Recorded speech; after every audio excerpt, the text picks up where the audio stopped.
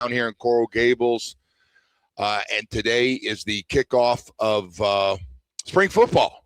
Hollywood's back. Jamie's back. John's working with it. We got the whole clan back here together. As we can, by the way, before we get going on this, and Mario Cristobal is going to join us real soon. How was the vacation? It was good. It was really good, except for the fact that our flight got canceled on the way out. You caught a really bad time to fly, man. Yeah, I've seen the airports are a mess. It became the lead story. Yeah. Just as you were getting there, it became the lead story every night that they show everybody pissed off at the airports with the 3-hour delay or cancellation of flights. Yeah, so they were like, you can get a flight 3 days later, and we drove by the airport. It was a disaster, so we rented a car and we drove. Outstanding. Yeah. That's a good one. We got a minivan and drove. It was nice. Good for you. Great. Hey, by the way, great effort by you. It'll be one of those efforts the kids may never go, hey, thanks, Dad. I remember when you did that. It was looking like the trip was off. You're getting ready to tell us we're going to go down to the zoo for the 40th time. And then instead you go, no, we're not. We're still going to do that trip. Yep. I'm going to drive. Give me some caffeine and let's get rolling. Anyway, a lot of caffeine on that trip, by the way. Yeah. It was like on that thing. You got to stay awake. Yeah. On those drives, by the way, man. The problem with that is not me staying awake. It's me yapping to that wife to the point that she just wants to kill me. Really? Will you please stop talking, please? But that's regular, right? Yeah. That's the program. Wow, what a couple of days down here. First of all, I always got to start when I get a freakish 40-yard dash. So yesterday, I'm at the tennis tournament, and all the numbers start coming in from Pro Day, and I see, and you want Keontae Scott, they had him down at a 4.25. And I go, that next thing, right next to that is the plane taking off at the Miami International Airport. So then it came in again at 4.3. I said, it doesn't matter if it's a 4.25 or a 4.3. It is a 40 unknown to most men that try to run a 40-yard dash. Anyway, great day yesterday. Miami Hurricanes expect to have 8, maybe 9 guys go in the draft. And on top of that, could have 3 guys going to first round. Looks like they have some more guys going to second and third round. The Dolphins have a lot of picks in the first and second day of the draft, which is the first round and second and third round. And so yesterday was a great day for University of Miami. Everybody was here, all 32 teams, a lot of general managers, a lot of head coaches, 100 NFL scouts, everybody represented. And I got to tell you here, first thing in the morning, I was really curious, and I'm not taking shots. I'm trying to look ahead and not look back when I talk about the Miami Dolphins. But when I hear, and it made me feel good, and I hear the way University of Miami this morning has talked about Jeff Hafley and John Eric Sullivan coming down here and getting involved and getting to know people and you know how many times we've been down here and people go, why is not here? Or excuse me, why are the Miami Dolphins guys not here? I don't think I ever saw Chris. I don't want to say that he's never here. I know, but we said we weren't doing that anymore. Okay. I mean, we've dogpiled. That name is bruised. There's bruises that will never. But all right, but the new guys are here. But the point is, those guys were here. Friends. That's good. And they're going out and they're talking about, man, we got all these great players in our backyard. I don't know what that means when the draft rolls around, but it's at least good to see not just other friggin' teams down here that are making this place a priority. Listen, this got to be a top 5 or 6 this year. Place of you got to be at Pro Day, right? I'm not taking anything away from Ohio State. I'm not taking anything away from anybody else you want to put in that list. Well, that's Indiana, why you put it 5 or 6. But Miami is a good place to start. So had Canes Pro Day. I want to hear all about it. Mario Cristobal is going to join us coming up here. 13-3, 1 drive short of a chance in a national. It's weird. Yeah, still weird. Amazing. And it was at home. And it was one of the more enjoyable nights in a loss that I've ever had because it was such a good game, especially the second half of that game. And now we move on. I love all the podcasters for UM. There's podcasters for everybody, right? There's a lot of podcasters. Like the Miami Dolphin podcasters, there's a zillion of them. And now I'm going around. I see UM's got everybody's in the podcasting business and for this sport year-round football. Mm-hmm. And God bless him, because you're good for business. You really are. And so that part is really good. But what's the I part always of this? I always love this one. A lot of people that follow are missing the boat on nobody's missing the boat, bro. Everybody knows their offensive line. It's going to be a brand new offensive line. 4 guys up for the draft. 1 guy's going in the first round. We'll see how the other guys go. There's a good chance they all get drafted. And the quarterback's always a story, man. Don't try to downplay Cam Ward, Carson Beck, and Darian Minsall not being a huge story. Everything goes back to, remember last year at this time, we're going, well, Carson Beck, he's not going to be here. But, there's a lot of controversy around Carson Beck, right? Because he didn't throw in the spring. So and we're a little worried about his arm in the offseason. And they had all that personality stuff, right?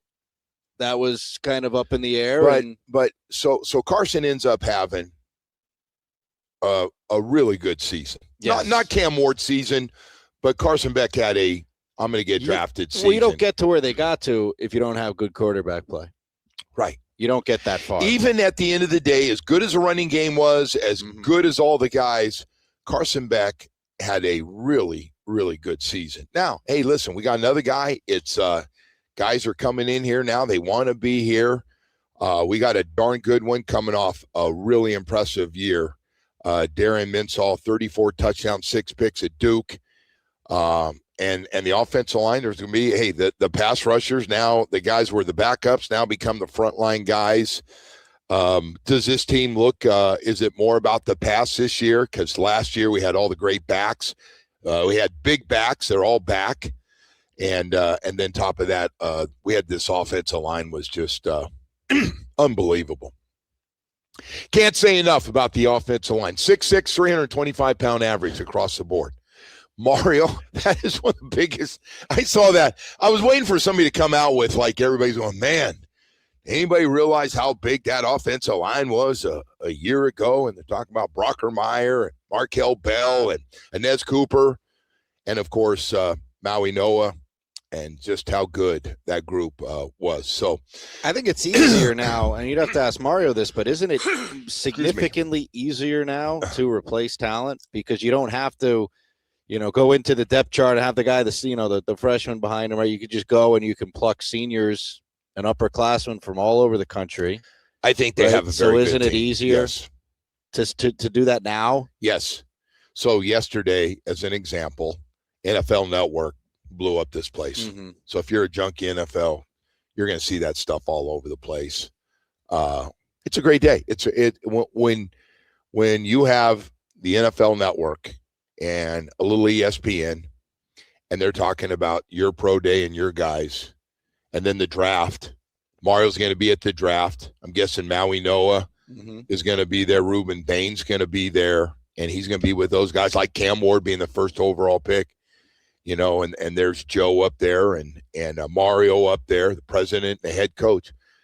Hey, man, it's good for business. And then these guys spread these stories like how you get treated here and winning and everything's first class and all the other things. It's a hell of a story. We got a lot of other stuff to get to here. The Heat got a reality check last night. They played against the second best team in the NBA. The Wembanyama story is for real. If you missed it, 26 points, 14 rebounds, and 5 blocks, and didn't play that much. Didn't have to play a big game, and they just kicked 76 points in the first half, 76-58 at the half, and end up scoring 136 points and beat the Heat by 25 points. And it was one of those days where Spo just decided to rest because they got some tough games with Cleveland coming up. He put guys on the bench in the fourth quarter. Bam was not overly excited about it, he and Spo. I don't think a coach, for anybody trying to make a big deal about it, that's going to get mad when a guy doesn't want to come out. I always laugh. I saw it happen 3 or 4 times with Dan Marino down by 14. You probably heard me say this before. Down 14 and a couple minutes left in the game, and Coach Shula go, hey, Danny, we're going to take you out. He goes, no, you're not. says, I got a chance. If I get that ball twice, I can score. If I can go down and score quickly, if my defense gets a stop, we're going to have a chance. As long as it's a 2-score game, he goes, dude, Who won that? Who won that battle? Oh no, he was done, but Danny got his money's worth. But it was like she was never going to get mad at a guy going, "Hey, hell no, you of all people, we're playing till the end." And but he still would get pulled. He got pulled. Okay. But like Spo, hey, Bam. Well, it's a good problem to have. I appreciate right? your competitive. Actually, want to play, and you want to be. And Bam, by the way, we've had the problem on the other side. Yeah. Where guys don't want to play, or can't get you in the huddle, or can you join us here? Yeah. So anyway, all that stuff was pretty good stuff there. Yeah, and tough loss, 2 more. That's a 5-game losing streak for them right now. Yeah, what happened, man? I go away, and all of a sudden it's well, they won 7, and all of a sudden you lose 5. Here. You go from 6 to the 9th spot, and by the way, 10's right behind you. Yeah, and I'm seeing people talking about tanking and. Yeah, no. Not a good situation. we got to stop tanking, please. Please stop. I'd like the fan base to just stop the word tanking. There's nothing good about tanking. Like Washington Wizards are tanking right now. I mean, they're playing, but they're so bad.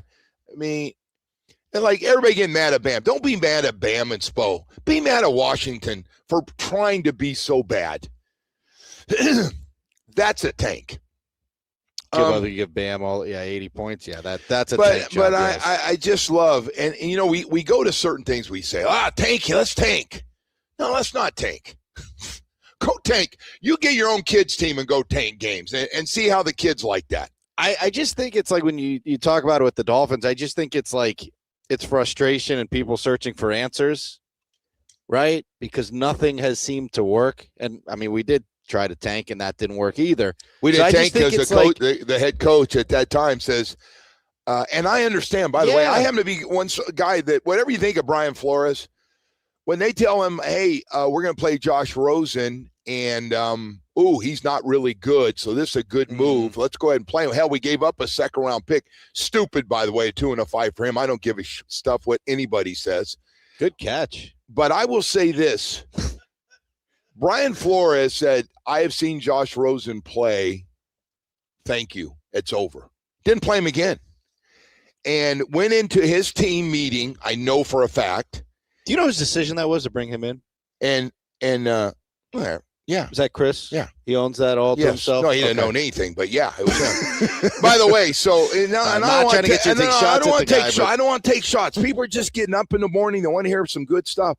But I just Brian Flores, again, a little history lesson. He said, and I was like, they won a lot of games after. Remember the first couple games, Steve Young comes out on ESPN and goes, "Guys are going to get hurt. Guys are going to get hurt. They're getting beaten. But it was the they were very the Ravens and the Patriots. Yeah, they scored like 100 points against us in the first 2 games. They go, we're worried somebody's going to get hurt, and you're like, oh boy, this is bad. And Brian Flores says he's done, and he looks at the guy. Hey, by the way, the guys are thinking they're tanking, and they think it's coming from him. And he goes, no, we're going to try to win these friggin' games.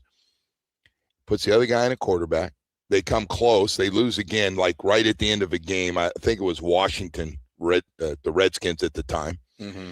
And all of a sudden, he started winning. He won like, 7 out of 8, 7 out of 9 games or something. And people were bummed out. Oh, man, see, now we can't get this guy a quarterback. Hey, man, I wouldn't wish – now I was going to do the ex-wife thing, but you don't wish that stuff on anybody. I mean, I hate Tank because of that whole thing. And I privately, because I know what everybody was thinking in the organization, hey man, I mean, I get we want to, kind of look good, but sure would, well, it's not some sort of guarantee either, right? I mean, you always miss so on everybody the first or second like, pick too. Try to tank, and then you got 5 or 6 other teams tanking like they are in the NBA right now. So who's going to tank the worst? Well, you had a guy in Kyler Murray who they thought was going to be some sort of generational talent. Well, don't say that, bro. Bouncing around places. They're so excited about him. Oh, great. By the way, I've never seen a guy. It's so funny you said that. Kyler Murray has turned into, like, everybody's jacked up that he's going to be he's going to be Lamar Jackson again. Like they're blaming everything else and not him. And listen, but injury. It's no guarantee you're going to hit on that pick, right? No. That's the first problem. I mean, look at how many the Jets have missed on consecutively. Anyway, right? I don't know. We didn't get anywhere on that whole thing. No, we did. But you are very riled up. I think it's because we're on campus this morning. But no. Mario's going to be here. The message was good that I hear my guys from the Dolphins were out here doing the right thing, and I hear compliments. And I'm not taking shots again, but they're doing it the right way, and people are going, "Hey, man, that's a GM and head coach." That's good to hear. That's all. I wanted that message out for everybody, and again, our day's coming up. We're about a month away. Yeah, we're getting from close. Owning a lot of what's going to happen Thursday and Friday with the first, second, and third round picks, with the Dolphins having so many of those picks. Anyway, we got Mario Cristobal coming up. We do. By the way, I'm very curious about this Carson Beck thing. He looked good yesterday throwing to his guys. Well, listen. Where does he end up getting drafted? That, to me, is the interesting Can I just say this, though? Yeah, please. Calm down on it. You're throwing your own guys out here. I know. Ain't nobody covering them. You better have a good day if you're a quarterback. You don't want to be missing guys? You don't want to be missing your own guys you've been throwing to. With no defense? By the way, hell, they'd rather be out here throwing. I give those guys that throw at the combine a lot of credit. I do, because they don't know those guys running, and you don't know, and you gotta get used to their speed real quickly. I guess maybe that's one of the things that the NFL likes. Hey, we're gonna tell you real quickly this morning about another South Florida product that's really good, like the Miami Hurricanes football team and basketball team right now. I'm talking about your South Florida Chevy dealers, man. It's never looked better than that Silverado truck right now during Chevy Truck Month. Whether it's a Colorado or a Silverado, you just can't go wrong, man. It's like we've custom made a truck for you. If you're a truck person and you're looking around for a durable, heavy-duty truck, works like you do. I don't mean 5 days a week for the guys up early this morning. I get it, man. You work 6 and 7 days a week getting that job done. That's how you make a living. You need something that you can depend on that's as durable as you are. Chevy Silverado makes that truck for you, man. And not just a family truck, not just a working truck, but how about getting around with all the toys, the fun toys, whether it's pulling your fishing boat or maybe just getting those jet skis around in Miami Beach. Doesn't matter. They make a truck perfect for you. We got a lot of trucks. We got some great deals going on, so you get exactly what you want with that durable, sexy Chevy Silverado truck. Man, there's one absolutely perfect for you. 14 dealerships throughout South Florida. Fall in love at your South Florida Chevy dealer.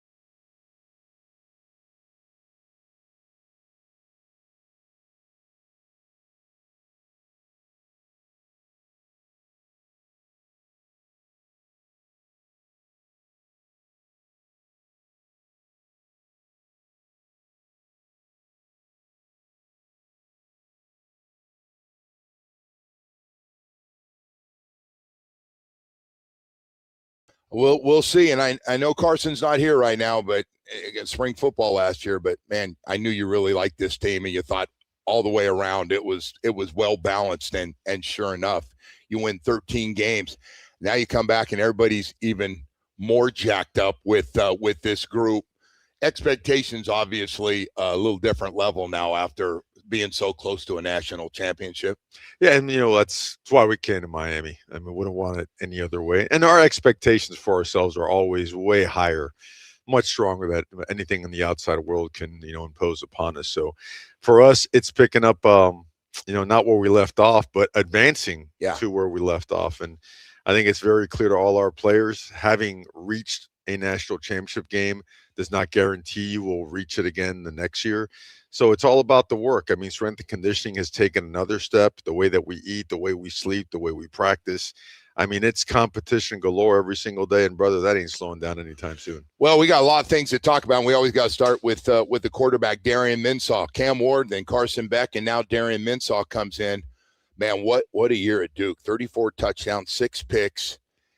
Threw for damn near 4,000 yards. What have you seen? You've seen him throw it a little bit around here. Yeah, he's special talent and a special human being too. A guy that can connect all the pieces. A guy that's very outgoing and engaging, and a really good leader. I mean, natural leadership skills, but he certainly is endless talent. Sky's the limit for him, and he's got a supporting cast that's going to help continue to elevate his game.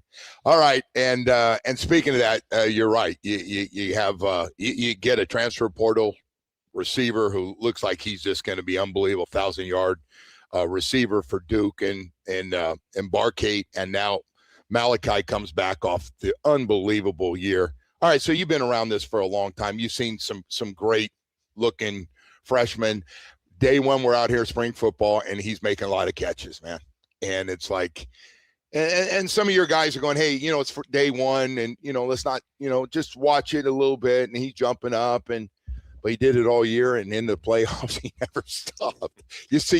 How often have you seen through all your years a freshman look so friggin' mature, considering he was 17 for like 4 games before he finally turned 18. Yeah, well, you know what? He was his processes were that of a mature player, that's what separated him from the rest. Like, he was in here at 5 a.m. catching on the jugs machine, getting in there watching extra film. But I thought the part that stood out, he was making big time plays against really good players. And that wasn't out there yet, right? Keontae Scott, right. No one knew about him, and then Jacoby Thomas and Poyser and all these guys in the secondary. He was making a lot of big time plays against really, really good players. And there was no slowing down. There was no sign of contentment. There was just a hungry, driven dude that at all costs wanted to be in that lineup come snap one. And now everybody's talking about, we were just talking about podcasters and everybody getting all fired about your team, and you got to replace a lot of guys. Matter of fact, 4 of them were working out for the pros yesterday here for a big day that you had for the NFL. I'm just curious, replacing those 4 guys. Everybody seems to be concerned, considering a lot of those guys really good last year. It might have been the best offensive line in the country. You see that guy right there? Okay, he's about to go catch. Gabos. There we go. There he is. American Heritage Plantation, the finest. How about right his there. blocking, huh? Oh, my gosh. He gets after. And by the way, it not just because he walked by. You're talking about complete wide receiver. Plus, he can throw it. You carry him, you throw reverses, and he returns kicks. Well, Joe, credit to him, C.J. Daniels, Kevin Beard, Varner, all those guys. I thought the difference down the stretch in our team was the dog mentality of our skill guys and their physicality. Wow. Because they were extra block. They were inserting in the B's and the C gaps, right? Taking on safeties, knocking those guys back. And they allowed us to have some big chunk runs in critical situations. So, good to see him. I'll get him in some blocking drills today, too. Yeah. Man. Well, speaking of blocking, you got a lot to replace that offensive line. I know you liked the depth last year. Concerned at all with that group coming in, or you like it, including a true freshman? By the way, is this going to be our true freshman of the year? Every year there's 2 or 3 of these guys going to be All-Americans. You've done a great job with young guys coming in and taking off. Yeah, you know what? We've recruited great talent, and we have a great system for developing dudes, especially the guys up front. In spring, it'll look a little bit different because a couple guys are banged up. A couple guys came in banged up, and a couple guys are recovering from some in-season stuff. But I still think it'll be fine for spring, and we have tremendous confidence in what it's going to look like in the fall because we've got size. All right, mass kicks ass, our old saying, right? Yeah. We've got mass, we've got explosiveness, we have athletic ability, we have some smart, tough-ass dudes that are in Coach Miraball's regiment, all right? And Coach Miraball, hard work, doing things the right way, and being a tough-ass son of a gun, those things are undefeated.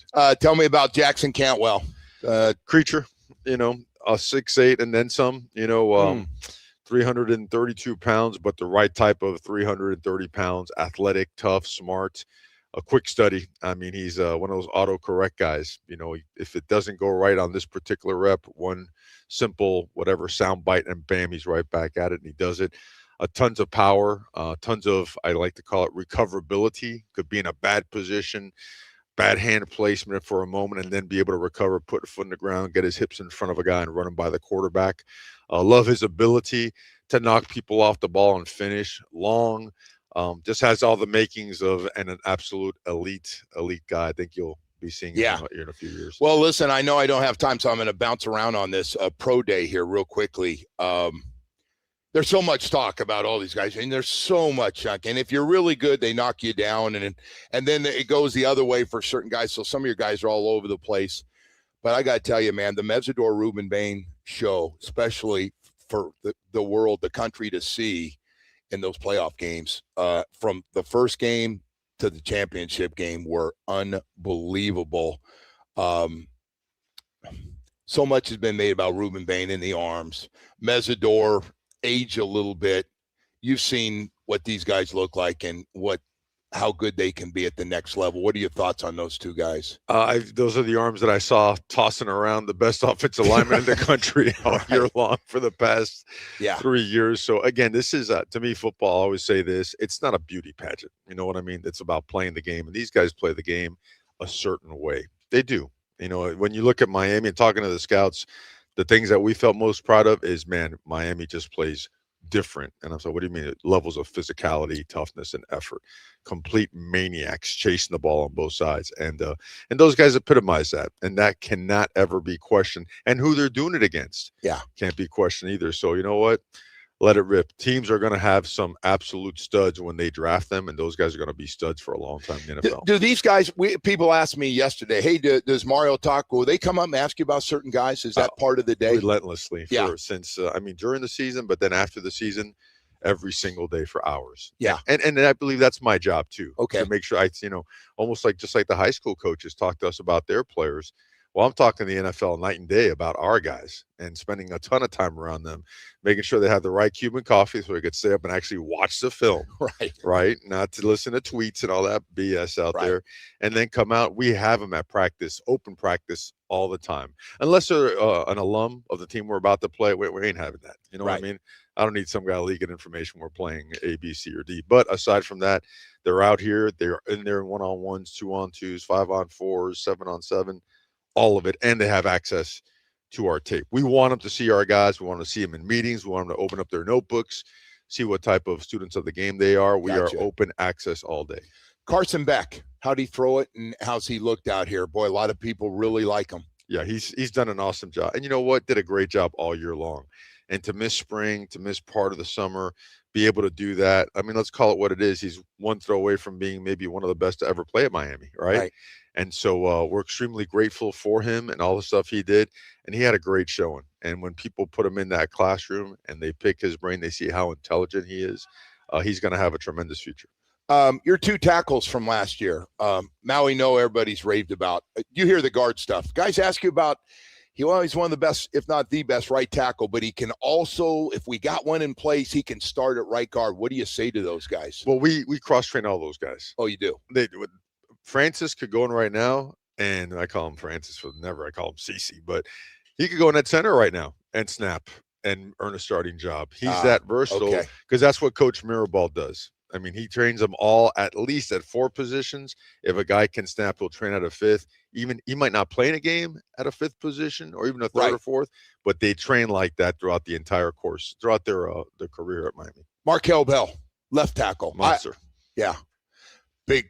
as big as they come, and you've had some big ones. He's a from coast to skyscraper, coast. man. He's a skyscraper, Yeah. 6'9" plus, you know. He moves really well, and I thought he got a lot better. I don't know what happened during the playoffs, but it looked like he played even better. Oh yeah, he's got those Inspector Gadget arms, man. Right? They go all the way across the place. You know what? He doesn't come from much, so his hunger, his drive is next level, and he has dedicated himself to just changing his body and getting it after it every day.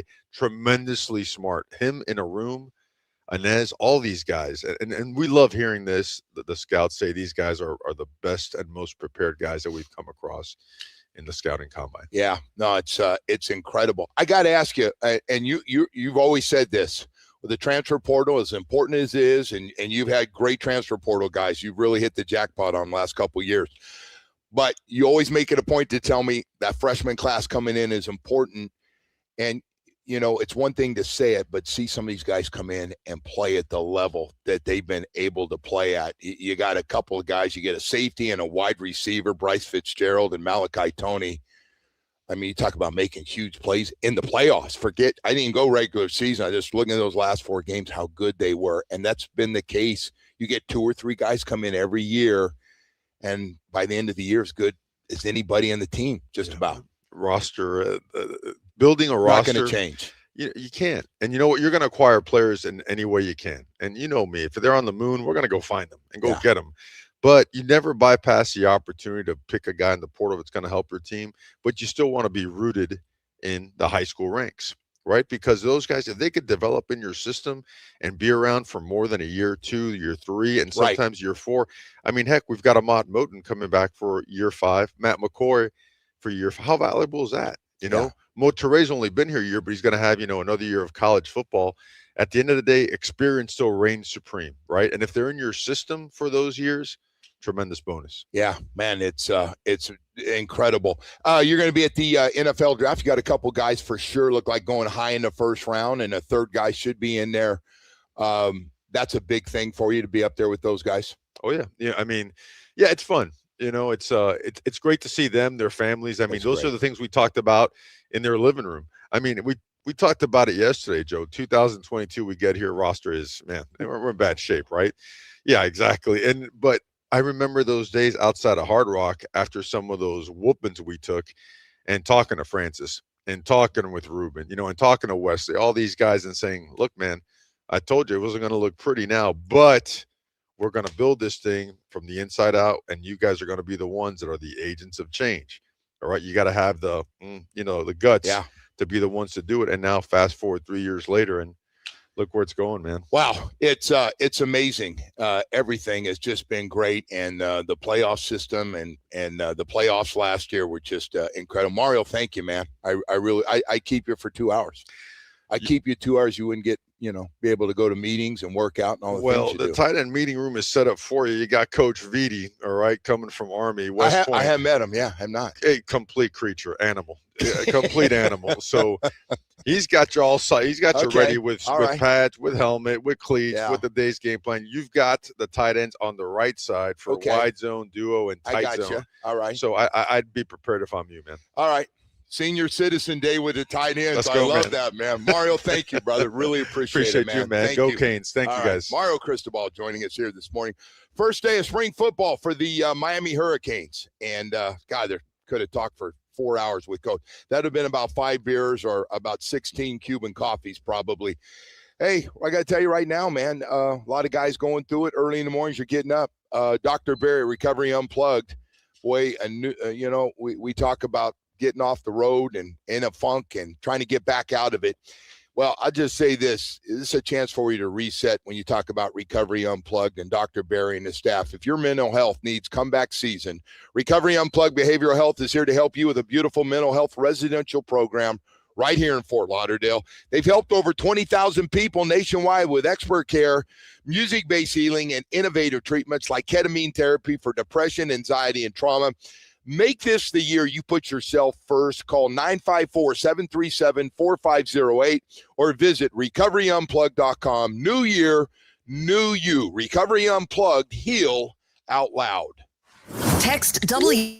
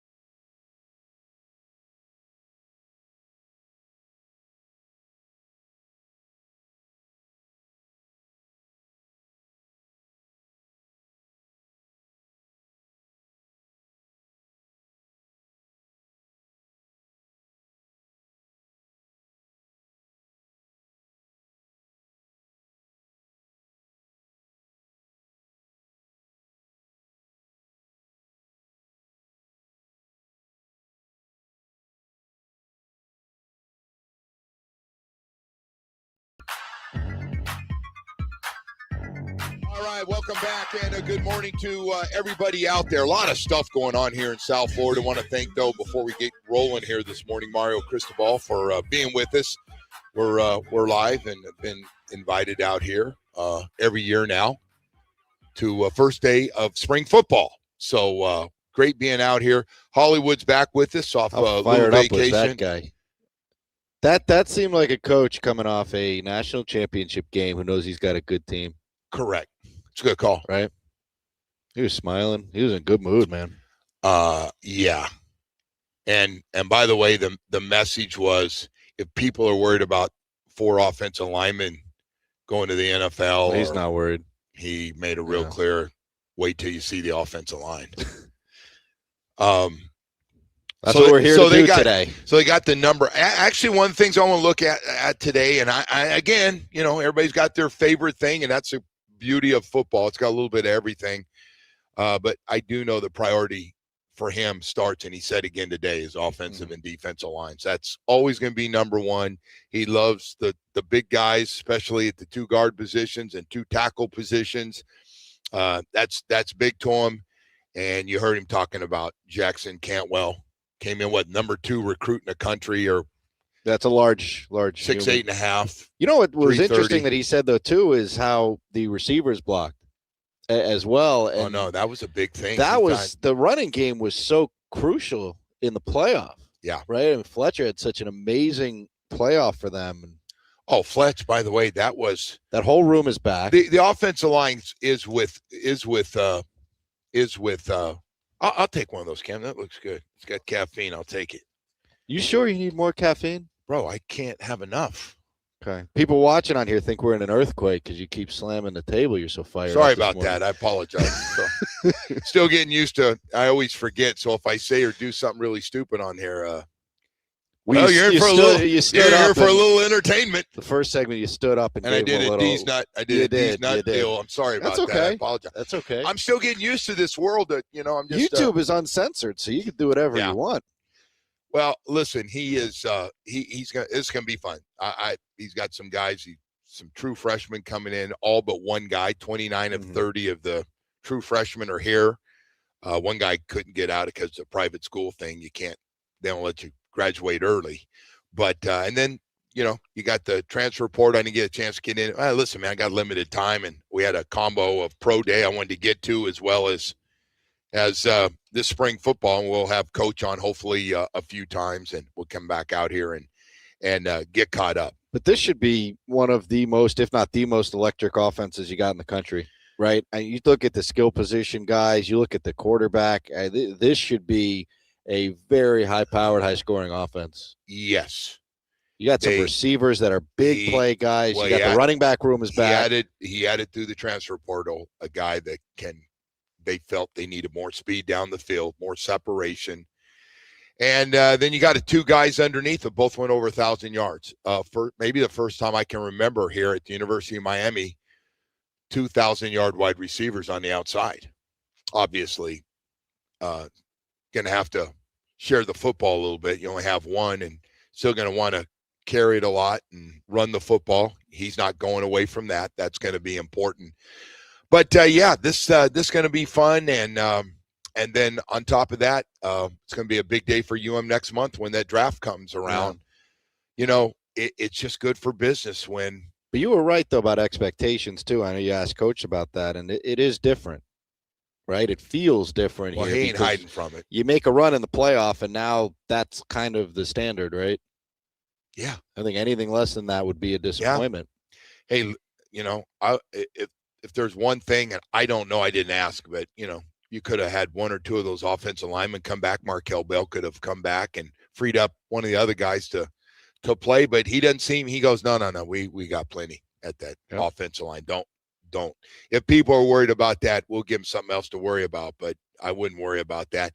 Also said some guys are injured, aren't going to be practicing, still coming off injury, but will be ready to go when camp opens this summer. So – all that stuff. We got a lot of other stuff. I did go to the Miami Open last night. I had to see Sinner play. How'd that go? It was good, man, because a lot of the top guys, Medvedev dropped yesterday.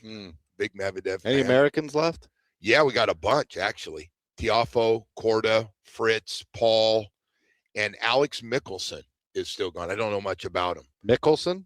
It's Any not relation? Phil. No, it's not Phil's kid, I don't think. But 5 Americans left, and then you got Coco Gauff, and Pagula has looked really good. She's looked really dominant. So, yeah, there's a nice flavor of Americans, but you better bring your A game if you're going to have a chance to beat that guy I watched play last night. Yeah. Center, number 2 player in the world. But I don't know what happened. All of a sudden, Alcaraz has lost 2 out of his last 3 matches.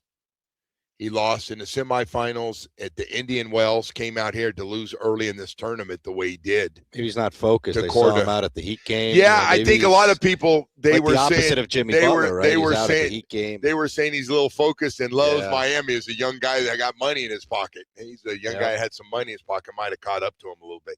South Beach flu? Maybe part. If the alcohol doesn't get you, the ladies will. Or Hot out there on those maybe courts. that goes together. I'm not sure. Hey, anyway, on top of that, the Heat, man, I guess you're not surprised. First of all, San Antonio's been playing great. I think they got the best record since the All-Star break. They've been unbelievable.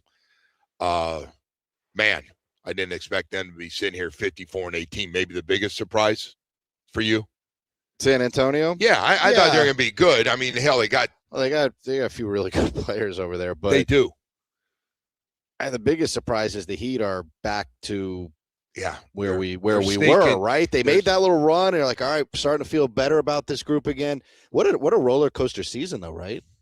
Remember how good things were in the beginning? The Jimmy Butler cloud is gone. Now we're free to play. And they got one problem. They have beaten a few good teams, but overall, they're a playing team. They're 16-26 against teams with a winning record. Yeah, they're a playing team, and that's disappointing. And you're gonna have to shake this thing up this offseason. You can't come back with the same group again. We can't hear about we like this guy. We don't want to move him. We need got to our gut pieces. the roster.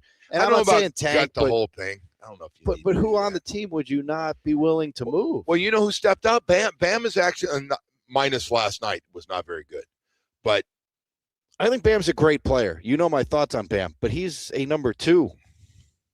He is not a top guy. He just isn't. Bam, offensively, it's not what he's built for. We talked yesterday about Bam, the great defense on KD at the end of the game. Mm-hmm. I got him, and he did. He took KD, barely got that ball over him. I mean, it was, and they tip it in because you don't block out.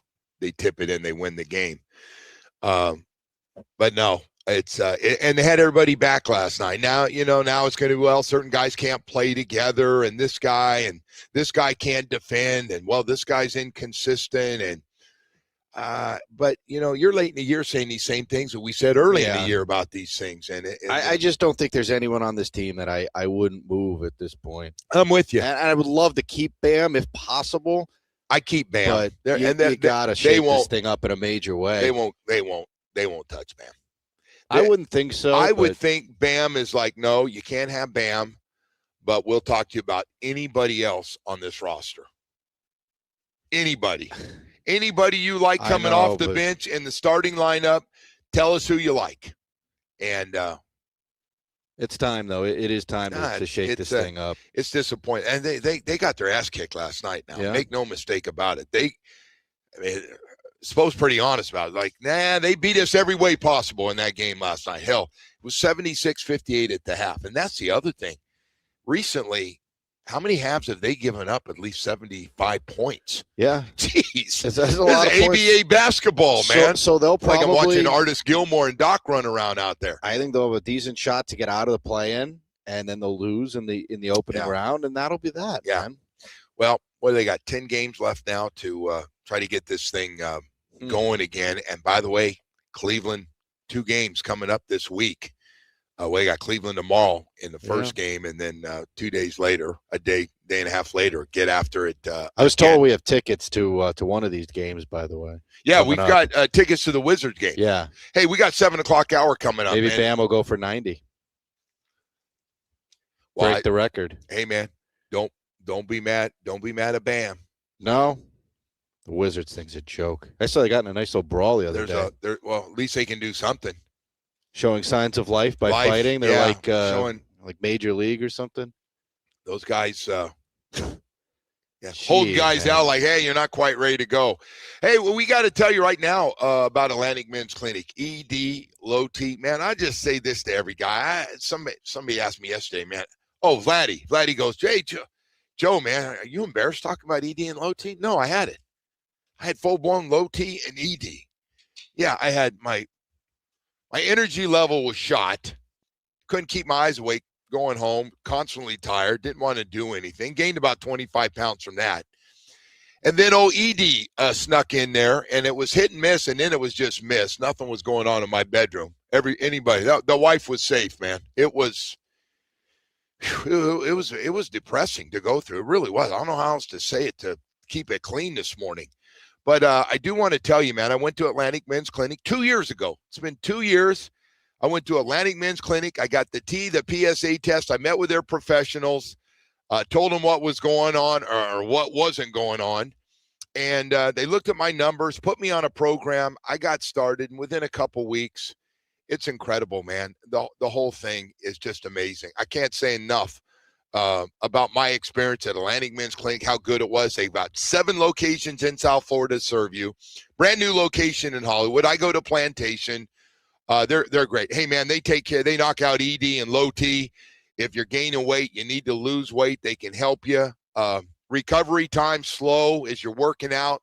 They got a whole bunch of great programs for everybody right now. They work, they police them. You're doing it the right way, and you're going to get the best results with them. Set up that first appointment and find out for yourself. 877-455-7300. Hey, I'm not proud to sit here and tell everybody I have low T and ED, but I know it's going to happen to every guy out there. It's just part of life. 877-455-7300. Visit AtlanticMen'sClinic.com. It works. WQA.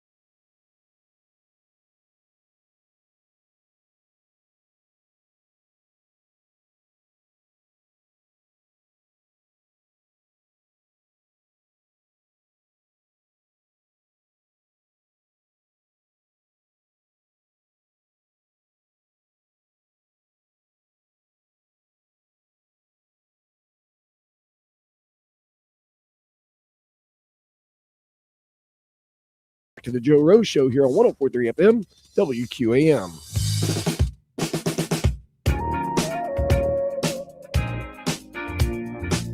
As we continue on, man, I'm at it again. Frankie format again today, man. Good I'm job. a destroyer. Anyway, Did you get in trouble while I was gone? nah, nobody's around. Hey, nobody's around. Jeez. This thing runs itself, man. JB liked that one. It just runs itself. Good. The machine runs itself. We're live here at Carroll Sofer Indoor Practice Facility. Want to thank those great folks down at University of Miami for having us here today and spending some time. By the way, we're not done, and we're going to have a really good story that's going to join us a little bit later in the show. As we're going to have Jay Lucas on. Yeah. What a year, man. 26-9. 26-9. You know, disappointing.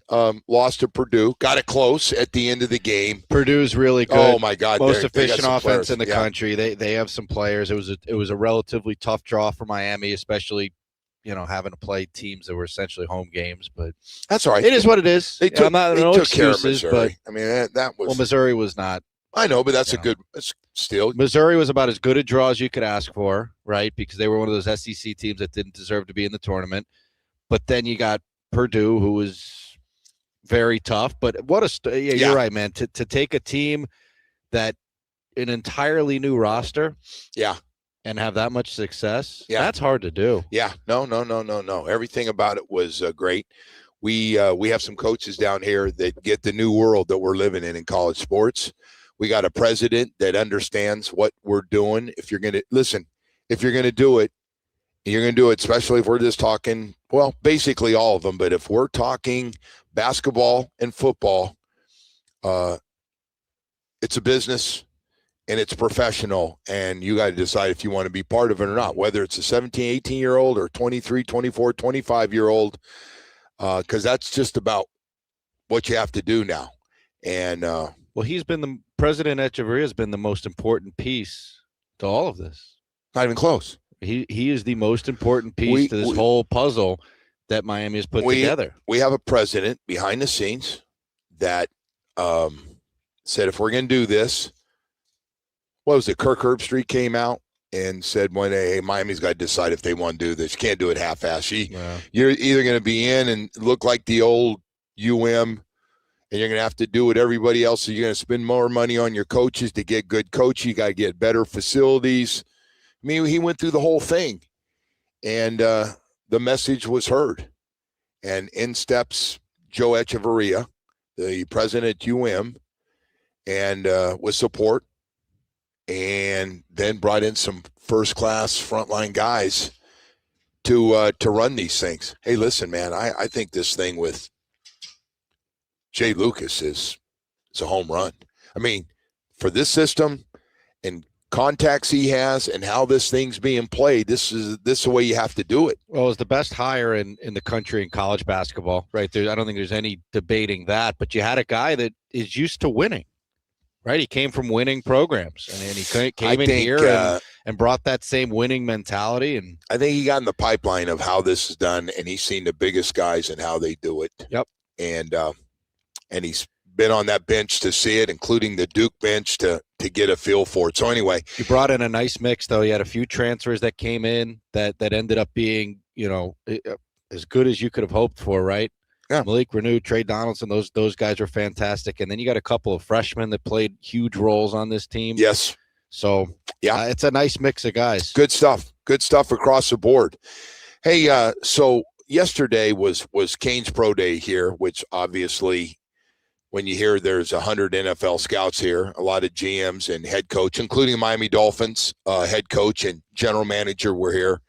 Now, listen, it's like we said to start the show, it's one of the 5 or 6. You got to be here because the amount of guys going to get drafted and the amount of guys potentially going to go in the first round. And when you have potentially 3 guys going in the first round and maybe a couple more guys going on day 2 for the second and third round, then you got to be here. And so, but that hasn't always been the case at Hard Rock Stadium where the Dolphins are. And I got to tell you, man, they got raving reviews yesterday, and it was good to hear that the Dolphins decided to come down here and get after this thing, and it was great what they had to say about the GM and the head coach, both John Eric Sullivan and Jeff Hafley.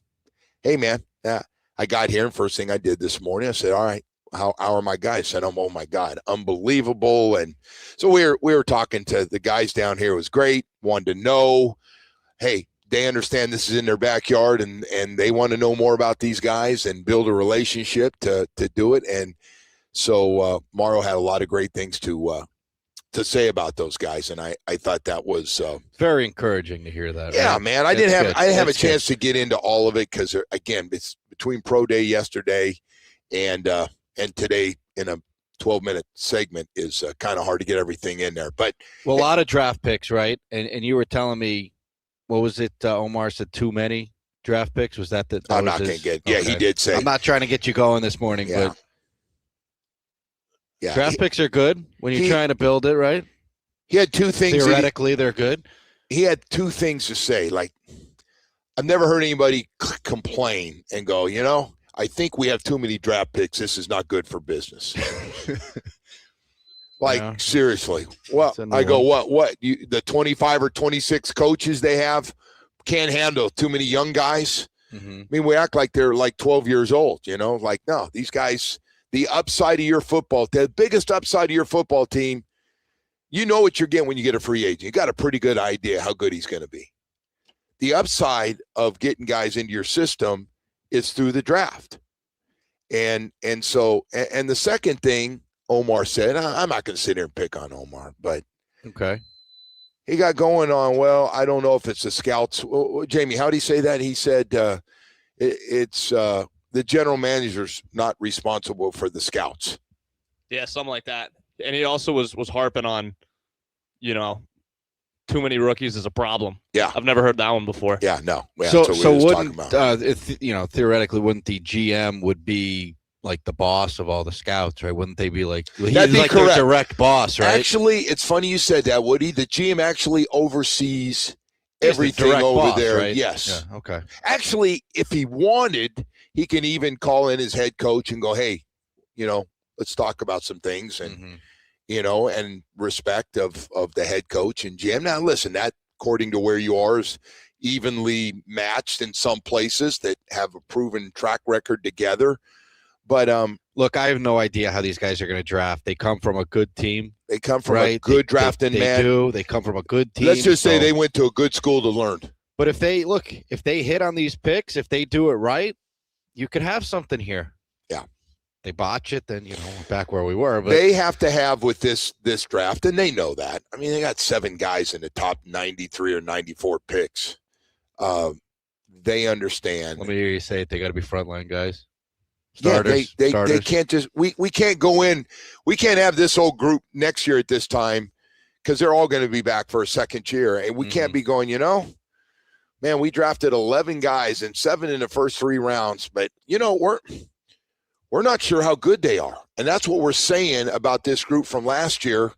And listen, I to be fair, year 1 to 2, years 1 to year 2 is the biggest jump, biggest improvement I think that a guy usually makes in his career. Hey, we got to go to break here. We got a lot more stuff to get to here this morning, a lot more news here in South Florida going on. The Miami Open is rolling. Some more big guys got knocked out. Mr. Medvedev is gone. Holy smokes. Hey, it's almost hurricane season again. You know what that means, man. I hope you're protecting your home with Loctite Impact Windows, Doors, and Roofing. Man, I go, we might wait 1 more year before we make the big move. Say some. You don't have to, man.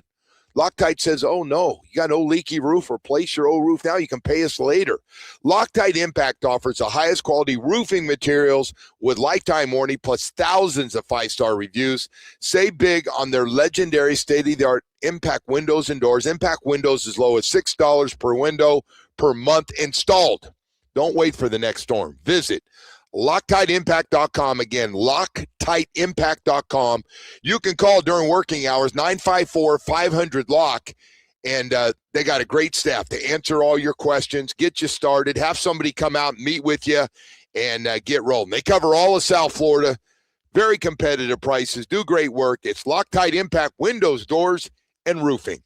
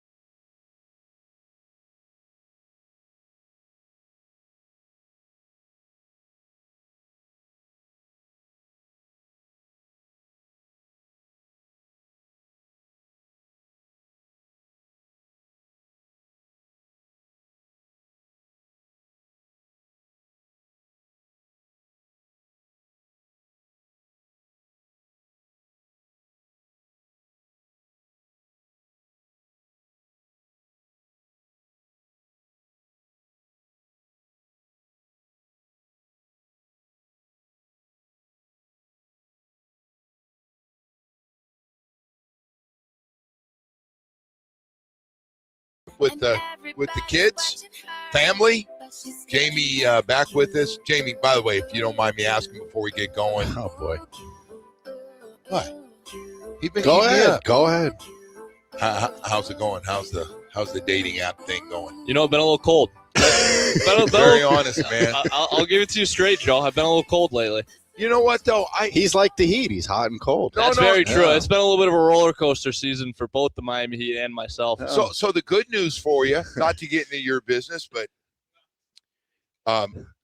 you're staying aggressive. I just think it's great. Like you get knocked down a few times and you don't get the message back. Can't win them all, Joe. No. And you're just. But are you going a different style or what are you thinking? Or I don't know. Maybe I need to do a little Dave Hyde, go ugly early. Well, I'll tell you what. He's the number one proponent of that. What did he say to do? Go ugly early. No, he's got a T-shirt. He even brought in a shirt that said T-shirt from a restaurant. There's a restaurant out there. Go ugly early. Yeah. It was a surprise. I didn't So see he's it saying coming. start low and work your way up? Is that what he's No. saying? Like, the story goes, I hate telling this because somebody's going to be offended, and then it gets back to the GM for you people trying to get everybody fired. But I'm going to tell the story anyway, so screw you. So, excellent. So when I was in college, there was a guy that would go in and would find a girl or girls that weren't very attractive, that were by themselves at a bar, at the college bar. And sometimes they were big girls, sometimes they're just girls are into studying, and he'd go over and buy them. You're laughing. And he'd buy them beers. And we always used to go, dude, you're like pretty good looking guy. What's up with he stay away from the sorority. He goes, it's too much work. No way. I'm not putting in that kind of work. It's too much, They're coming from, they got different backgrounds than we have. You got no shot. We're all from poor background. We got working parents. So he did this. And so he used to walk out the door and he goes, see you guys, going ugly early. And he'd walk out with these girls.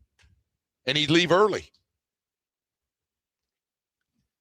So he invented that line. That Greg was his Braceland. thing. His name is Greg Braceland. You can look him up. He's a linebacker on our team at Berkeley. Okay. Now, listen, Cal Berkeley wasn't exactly going to get the top 10 best-looking universities. That's surprising. Out west like that? No good-looking Berkeley? girls? Yeah. Those girls are running companies, man. Are you kidding me? They're not worried about. No good-looking smart girls out there? Didn't you say they like? Yes. Yeah. There are a lot of women that didn't shave. Under their arms.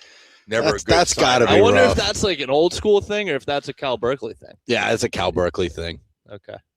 They're just, I don't think. By the way, you're going to school out there. Probably a good chance you're pretty serious about what's going on in the world there, if you know what I mean.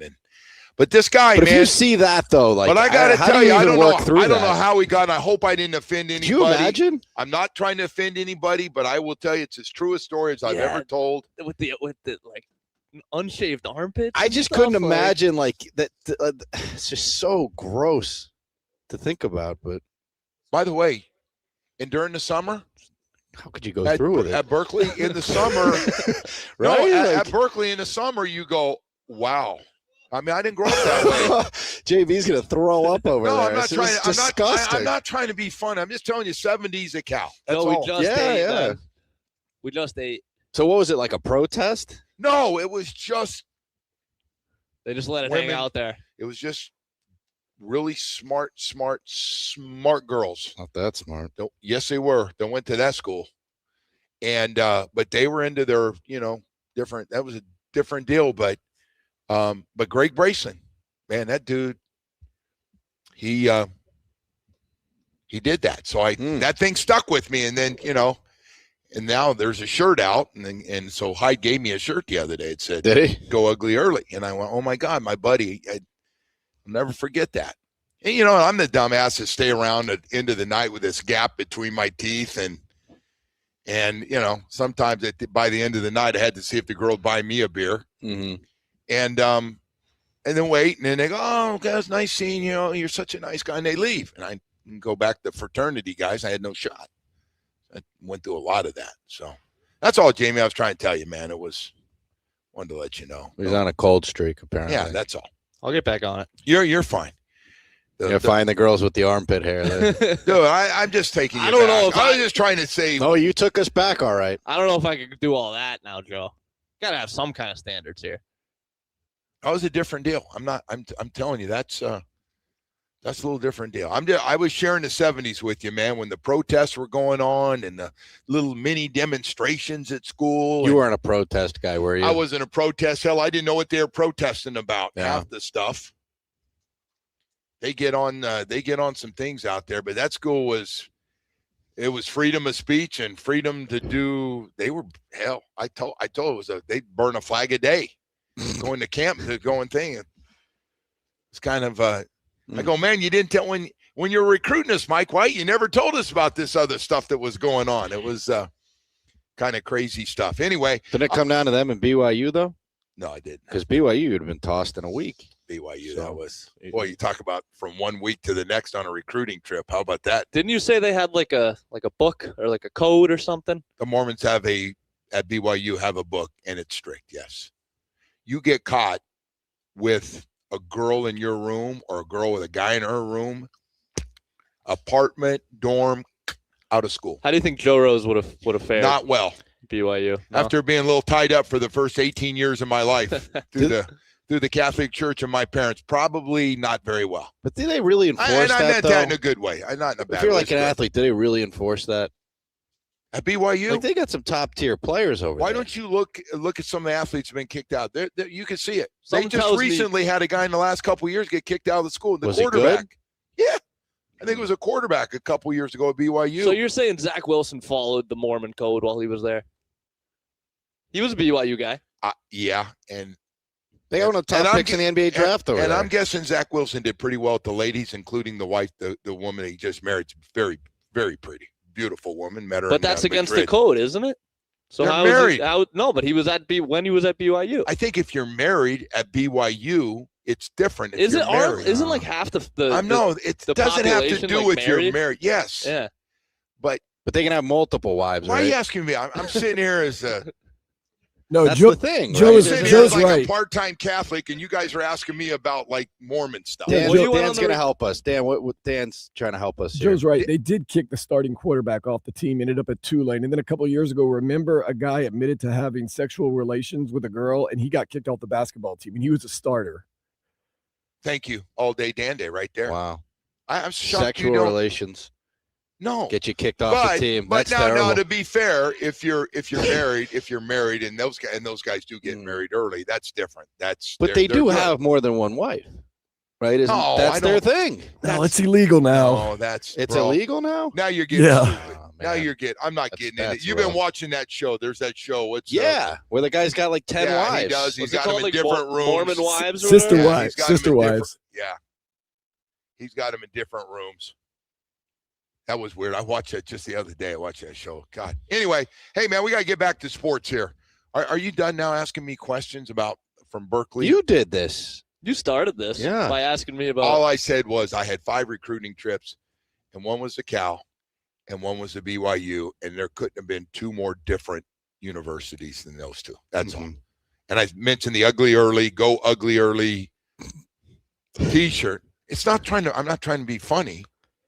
Dave High gave it to me. What was it? A chocolate? He said it was a chocolate. Chocolate Factory or something was the name of I it? don't know. Friggin' Dave High. Chocolate Factory. Forget That you, was the Dave. name of the bar. Forget you, Dave Hyde, out there just stirring up all this. Gotta ask Dave about it. I don't know. He brought in a shirt. It had yellow. I didn't know lettering. Dave to be a bad guy. By the like way, this. the other thing, you playing He stupid. surprised me too. You playing stupid and dumb about the BYU. I first of all, I can't imagine those guys are just not doing that. But I don't know. That's I like don't know. You want to follow them? kind of what you Check. do I in don't- college, I isn't can't. it? Is That's the whole point of going to college. Especially if you're like a Is that what it's about? top tier athlete, you want to have a little fun, no? I mean, yeah, it's kind of the whole Look at point. you two. Yeah, okay. The dude. degree is secondary. All right, we're going to break here, man. We've got a lot more stuff to get to. Boy, the Heat. Oh, man, that was a rough one last night. Talk about getting. And sometimes you look at a game, you go, all right, I'm going to look at three-point shoot. Last night you just go, you know what, I'm not going to look at it. My eyes are not going to lie to me, or I need to look at a stat sheet. you just got kicked around. I mean, they got kicked around in every part. Did I see rebounds? Tell me I'm wrong. There was 62-37 in rebounds last night. I mean, that's they gave up 76 points in the first half. That thing was over sometime early in the third to the point that Spo took all his guys out in the fourth quarter. All right. Well, more stuff coming up here, and I apologize if anybody was offended. That's not what this show's about. We're not here to stir it up and get anybody all upset. But I do want to tell you about Gary and Harvey. Yeah, Harvey Cohn and Gary Judah, the partners of Cohn and Judah Injury Law Firm, personal injury attorneys, ready to help you have a great experience. Listen, if you've been through a slip and fall, automobile accident, or anything else, man, and you decide you're going to go with one of those law firms you see on TV that does all those ads. They're so nice. They're so well done. And then you hear all those radio ads, and they sound so professional, and they're so good. And you go, that's a guy I want to represent me. So now you go there because you've gone through an injury, and they go, no, that guy's not here today. He's out golfing. But, hey, we have a handoff program we do here. We're going to hand you off to one of the attorneys in the back here will handle your case. Well, that's not what you want. I want the guys that have their name on that law firm to represent me. That's why I love Harvey Cohn and Gary Judah, and you should too, man. They're the same partners who are going to handle your case from start to finish. More than 30 years of experience, big enough to go to trial and get you multi-million-dollar results, small enough just to call you back. Yes, they believe in communication. That's the most important thing. How's my case going? What do you think? How's it getting handled? What am I looking at here? Go to ConanJudah.com. Read the reviews. Partners who feel like they care about you, man. They're going to be ready to help you in any situation. Go to ConanJudah.com, 866-FAIR-FEE. And remember this, they don't pay other lawyers to hire the work to do that they're going to do for you. It's going to be outstanding. If you leave, you know what you'll miss.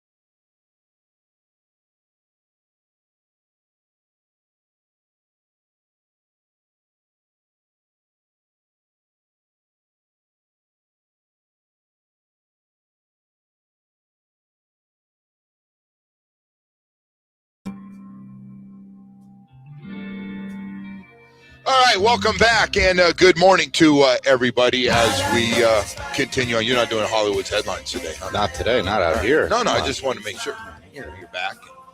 Kind of rolling in here today. Hey, well, I had a blast at Miami Open again last. One of the best nights I've ever had. I had my family with me, my son and daughter-in-law, my wife with me, but it was a great night. And Your son a tennis fan? Yeah. We play together on the weekends, but Does he beat you? Yeah, that's good. He does. He didn't take it easy. Do you let him win? No, I'll let anybody win. And he doesn't let me show win. no mercy out there. No. He's and if he can, he just pounds me. There's no question. He tries to hurt my feelings a little bit. Really? But man, I got to tell you, watched Center play last night, and was just, first of all, the weather was fantastic, but also he is just he and Alcaraz. This can be a fun one. But Center is zoned in. He won out on the West Coast at Indian Wells, and he could very easily win this one. Some really good players. A lot of Americans, you asked me earlier, still a lot of Americans in this on both sides, both men and women. But if you get a chance, weather's great over the next couple of days to get out there and enjoy yourself as we get closer. But food last night was great, and just you want to share what you had? No, I wasn't impressive. I've been eating cheeseburgers out there. Really? Yeah, I saw someone put this online. I don't know if you saw $100 this, hot dog. $100 hot dog. We did go to see it. Everybody Did you try it? I didn't try it. I'm not paying $100 for a hot dog. Really? But I was curious to see why is it $100? Like, what's on it? Is it like gold flakes or truffles caviar or something in caviar. it or something? It's got something. But anyway, no, everybody's talking about it. It's pretty smart. Whoever decided, it is smart, because now everybody wants to see it, and then somebody will go, well, let's try one and see what it's like. But yeah, but a lot of good stuff, man. Great night, Chris. Thank you, man. I had a blast out there, and he and his staff have just made it a really, really special tournament, even with early rain. And the tennis on both sides is just so good. The women as well, just great stuff. Lot of good stuff. We had our pro day out here yesterday. Keontae Scott, they put out, and again, this is like 425, and I went, okay, the agent put that out or somebody. Mm-hmm. Anyway, so now they're saying, well, they told us this morning they had it for the NFL and for the scouts. They gave him a 4.33. Look at, man, ain't nothing too bad. Ain't nobody gonna go, wow, he didn't run a 4.25. He ran a 4.33. That's getting after pretty good, and he had a really good season. I think he's probably going to help his stock as he had a hell of a year, right? Man, was he good last year. 5 sacks, couple of picks, couple of forced fumbles, and everyone was so good in that playoff run too. Yeah. They really stepped it up against the best. You know, it's funny. You look back and you go, who didn't play well? And you're going, well, actually, yeah, right. Everyone did. Hell, a lot of guys played really at a high level. You don't beat those teams without it. So no, look who you went through. Yeah, you went to Texas A&M in that windy. Remember that windy day. Then you play Ohio State, who a lot of people thought had the best team in the country. Yes. And then you beat Ole Miss. Yes. You play Indiana. And Indiana, meanwhile, just pounded everybody. They weren't nice to anybody. And so you almost beat them. The Ole Miss thing, by the way, like Ole Miss, remember how great that story was? Playing all inspired. Their coach left them. I tell you what, they're hard to root against. They were. Because of what they went through. I mean, that was crazy. Have you seen this guy Lane Kiffin, by the way, recently? Lane Kiffin lets the coaches go, then they got to come back, and he saw it. What is he doing, Lane Kiffin? He was with the Cavender twins playing basketball. I don't know. What's wrong with him? I see he took a shot. Did he try to jump in on the Carson Beck shots? Yeah, but like something's got to be wrong with him, right? Maybe he's not all there. I don't know. What was that? It was like someone's bachelorette party or something, and he shows up. It almost looked like they were playing in like a backyard or something. Yeah, it was they were just, really weird. Did you see this? With the Cavender twins. It was really weird. It's creepy. I got to tell you, so he is a really good coach. You'd agree. Really good as a stretch, but You don't think he's a top 10 college football coach? I mean, he hasn't won anything. I'm asking, you think he's a top 10 college football coach? We haven't got 10 guys in college football that have won one. I personally would not want him representing my program, but yes, he's seems to be pretty good. Jamie.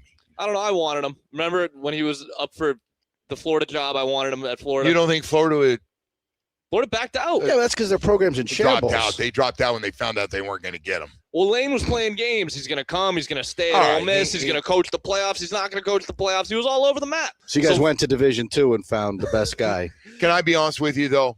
We got Tulane's guy. Tulane was college football playoff team. So that's true. Yeah. I love when Lane Kiffin comes out and says Nick Saban's the reason he took that damn job. What a fraud. Come on, man. What does Nick Saban have to do with it? Because he was now all of a sudden a big Nick Saban guy after the way that's a weird relationship. I still think Nick Saban's pulling a lot of strings out there. He might be. He's probably very powerful still in that business, right? But you got to give. Why would Nick help LSU after coming from? I know he coached LSU too, but he came from Alabama. Well, he didn't care about that. He was talking about what's best, and that job opened up, and he said, "You'll like that job. It'd be good for your career. If you want to win a championship." He won one there. Saban won at LSU. Won a championship before Wayne came down and brought the jet and said, "Come on, Nick, let's go. Waiting for you." He should have stayed at and everybody knows WH ain't leaving without you. That Lear jet with WH on it. Man, he brought the big one, man. Anyway, yeah. Just very strange. You see a picture like that pop up and you're like, what is this guy doing? I don't know. Let me see if I can find it. No, listen, man, it's all part of the social media stuff, right? And I think somebody tells Nick Saban it's good for business. You're different. He takes shots at everybody, takes a lot of shots. I think he takes little jabs down here. I like the jabs. I like the shots. Like that. So, there's nothing wrong with that. But. I think part of Lane Kiffin wanted this job down here. Remember? There was talk that when he left, when he left FAU, he would have instead of gone to Ole Miss, he would have loved to have been here. Here's the picture with the twins, by the way. We got to get here. Yeah. Hang on. I'll show this to you. Get that? There you go. Is. All right. It's a little weird. I know you're thinking he's hitting on him and. Well, he's married, isn't he? No.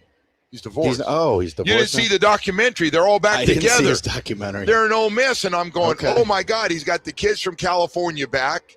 He's got the wife moved from California, and she's back. So I thought, oh, what a nice story, a little comeback story, because he talked about how he's matured, he's learned a lot, everything he's been through.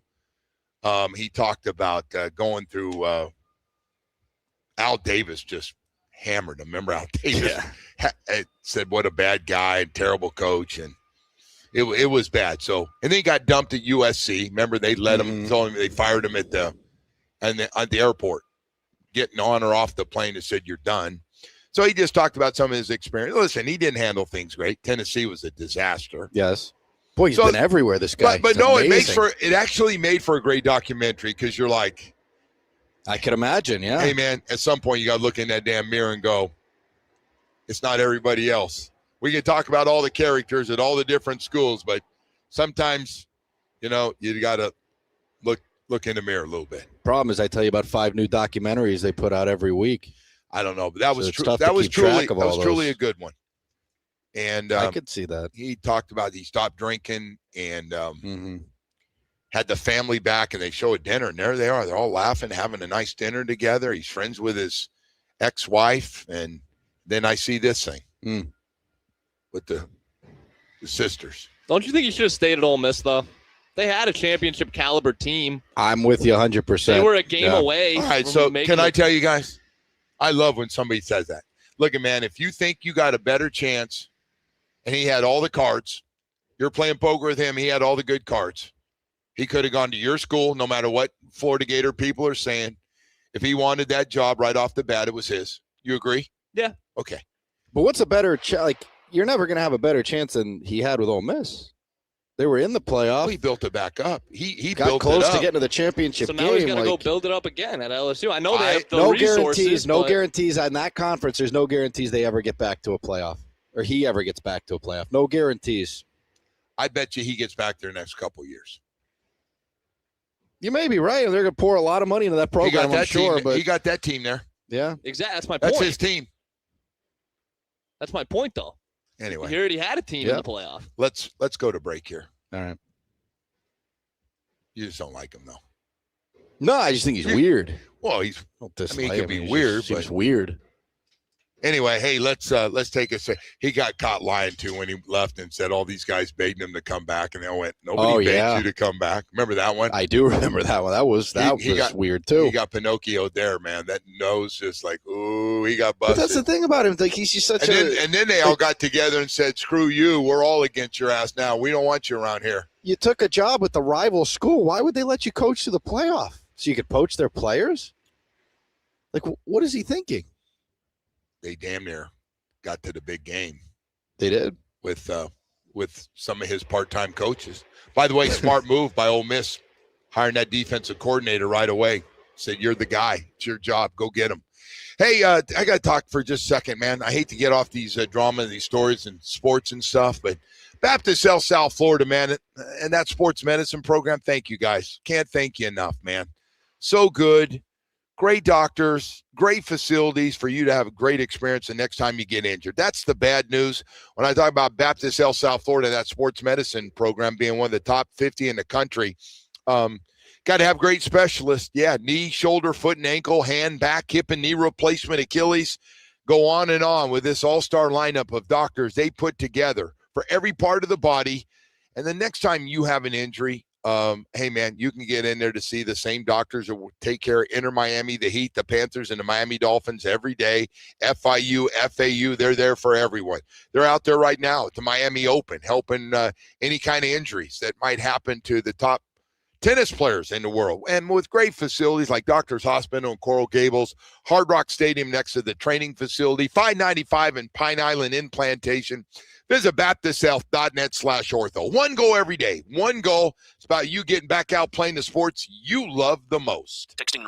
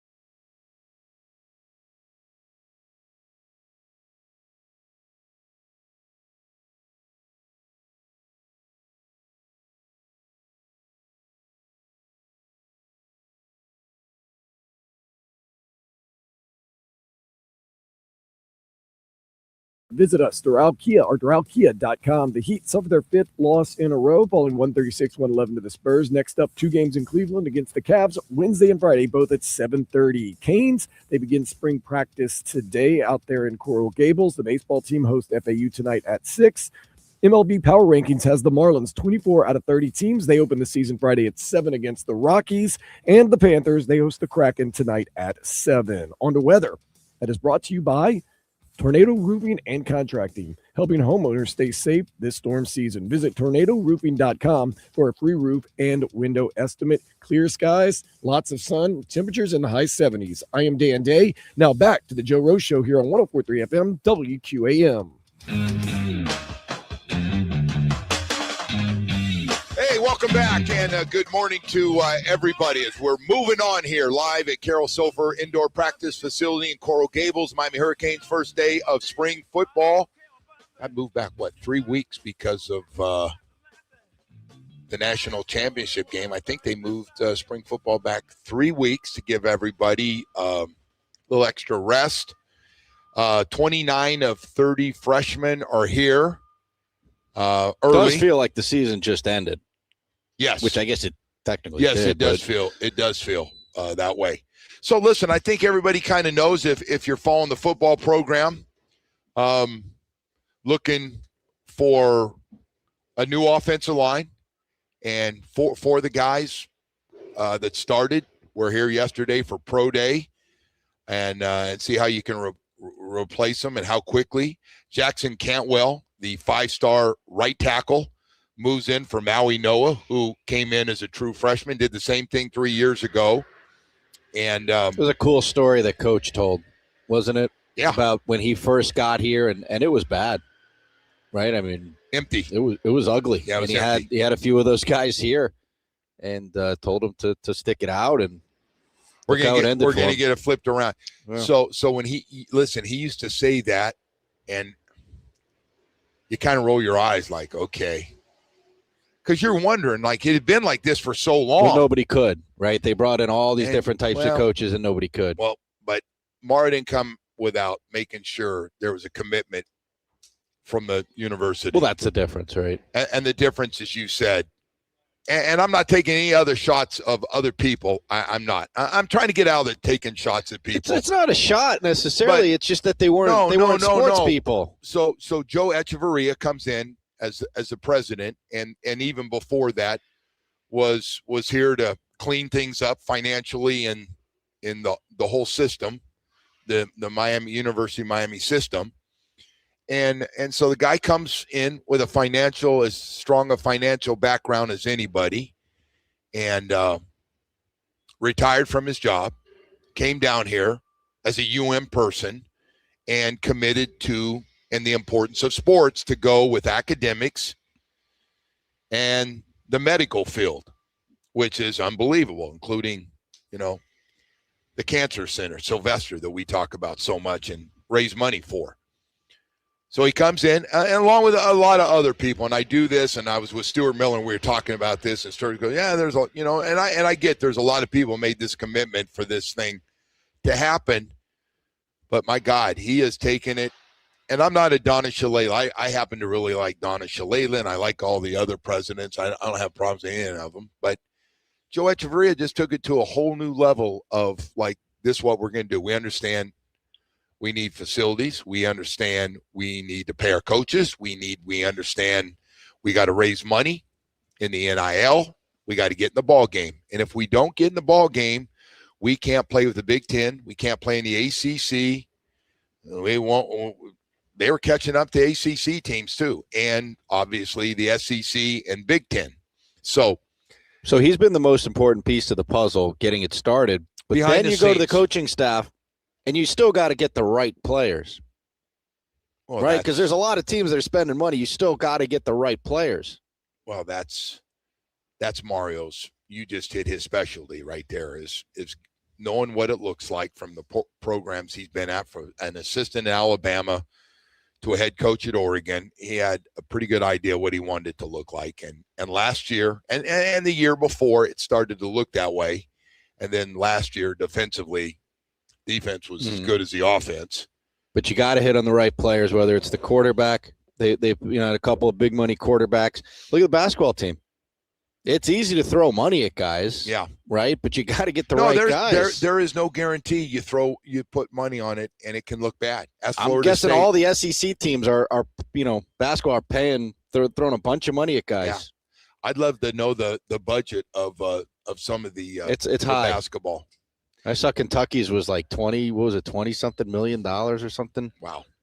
Well, anyway, so Joe's been a big part of this, and look, I think everybody knows by now. And by the way, just meets with recruits. He does the whole thing. So anyway, I wonder what. By the way, I don't. If we could find this out, like what it was worth for Miami to get into and play in the national championship game. Like that number must be $30 million. Astronomical. It was $30 million plus expenses.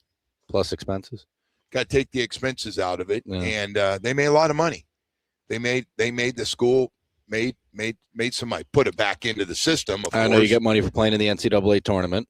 I don't know what they got for that. That's for winning good. one game and playing in two. Yeah. Yeah. I know those TV networks paid a lot of money for that tournament. But anyway, yeah, the football and basketball thing, baseball is going to be there too, and so just it's good. A lot of good things, man. It feels it's a completely different system than we had 20, 25 years ago, when all the things that took place back then and where they are now, but it's great. It's been a fun year of fun last 12 months of things going on here at the University of Miami. Just one other thing, and I know that all these coaches are bouncing around all over the place right now, but do you think maybe the NBA, I think, found an interesting solution to their problem, right? And letting teams that you're on pay you more, which helps keep guys in small markets. What is the answer for colleges to keep guys at their programs for more than a year? Like, how do you work that? Because it's free agency every single year, right? Well, I think you got a pretty good idea. So the good players you have to pay, and you got to continue to pay, and they're going to want more if they have a great year. I'm guessing Malachi Tony won more money. I mean, yeah. So then the guys that aren't playing are going to leave.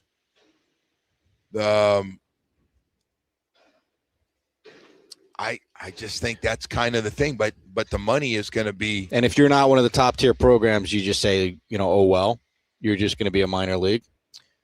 Well, that's what we have FIU and FAU for. I know, but well, they got no shot. What do you mean? I know they have no shot, but that's not an ideal system, though. But for them, it is actually. If you're a good young player, you know what? I'm going to go there, play, get my stats built up. And if you're really good and you put up big numbers, they're going to pick you. Yeah, it's great for the kid. But those programs do have fans. Yeah. By the way, you don't think they're playing off this system of come play for us now? Oh, of course. You think FIU and FAU are selling right now? Come play for 3 or 4 years for us. Play 1 year here, and we'll get you out. If anybody at FIU or FAU right now in their football program is selling, stay with me for 3 years, and don't make any money, but boy, you're going to have a hell of a career. Come on, those guys want to get there. If you're a receiver and you're at FIU or FAU, you want to catch 70 footballs, you want 1,100 yards, 8 or 9 touchdowns, and you're getting some calls from bigger schools to go. And then the minor league serves their purpose, right? Oh, but it's good for them too. More guys go, wow, I'm going to do what he did. And look at Washington State's another great example. Look what they've done. They've been spitting out quarterbacks. They spit out 2 quarterbacks the last 2 years, Mature and Cam Ward. So I don't know, Woody. That's the best I can do, but you don't think FIU. What would you say at FIU and FAU? I'm not sure. I'm nothing against your school, South Florida. Well, they just had the same problem. They just had so the coach goes, the basketball coach goes on. I showed you. She did that interview where he's, if anyone talks to my players at the, I'll fight him at the convention. But I thought he stayed. The convention's at the Final Four. No, he just took the Providence job. So, what a bum.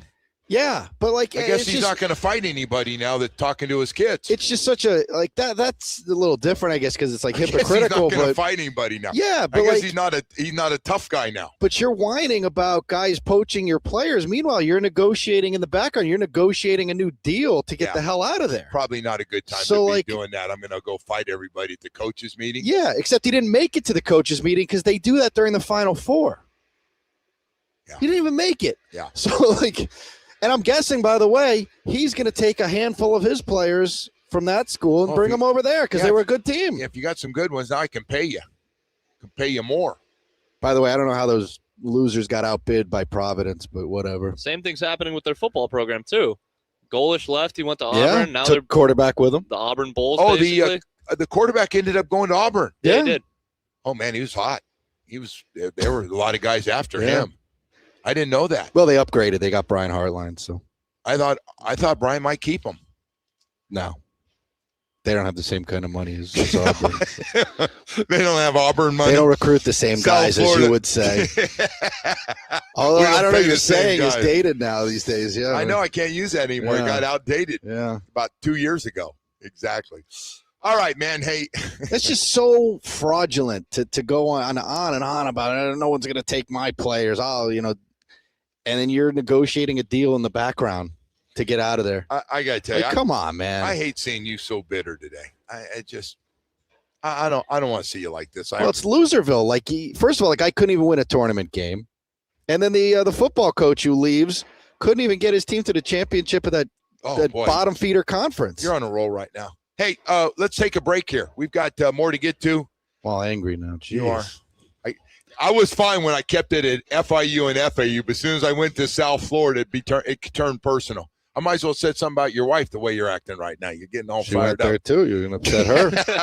My wife went to school there. Yeah, too. you're gonna upset My her. wife didn't even I know hope- they have a football program. I'm gonna let her know what you're saying about her school. My wife. Yeah, there'll be a I dry spell over there. all this. I had to tell her. They came to town to play Miami one year, and I told her, I said, "Hey, I'm honey, if you're listening, I'm laughing with you." And she said, "Oh my God." I go, "Yeah, it's a little different than when you were there just with a basketball and a baseball team. They got a football team there now." Hey, Recovery Unplugged, man. I got to tell you, Dr. Barry, the great work you and your staff do, man. And I always say this, man: if you want to get your life reset, you've been off the road and you're trying to get back on it. And sometimes, man, I went through this. If your mental health needs a comeback season, whether it's a relationship, whether it's stress in your life from something, whether it's losing a job, but you're down and out and you just can't get back on your feet, man, it happens to everyone. Just about everybody out there has been through this. Recovery Unplugged Behavioral Health is really here to help you with a beautiful mental health residential program right here in Fort Lauderdale. They've helped over 20,000 people nationwide with expert care, music-based healing, innovative treatments like ketamine therapy for depression, anxiety, and trauma. Make this the year you put yourself first. Call 954-737-4508 or visit recoveryunplugged.com. New year, new you. Recovery Unplugged. Heal out loud.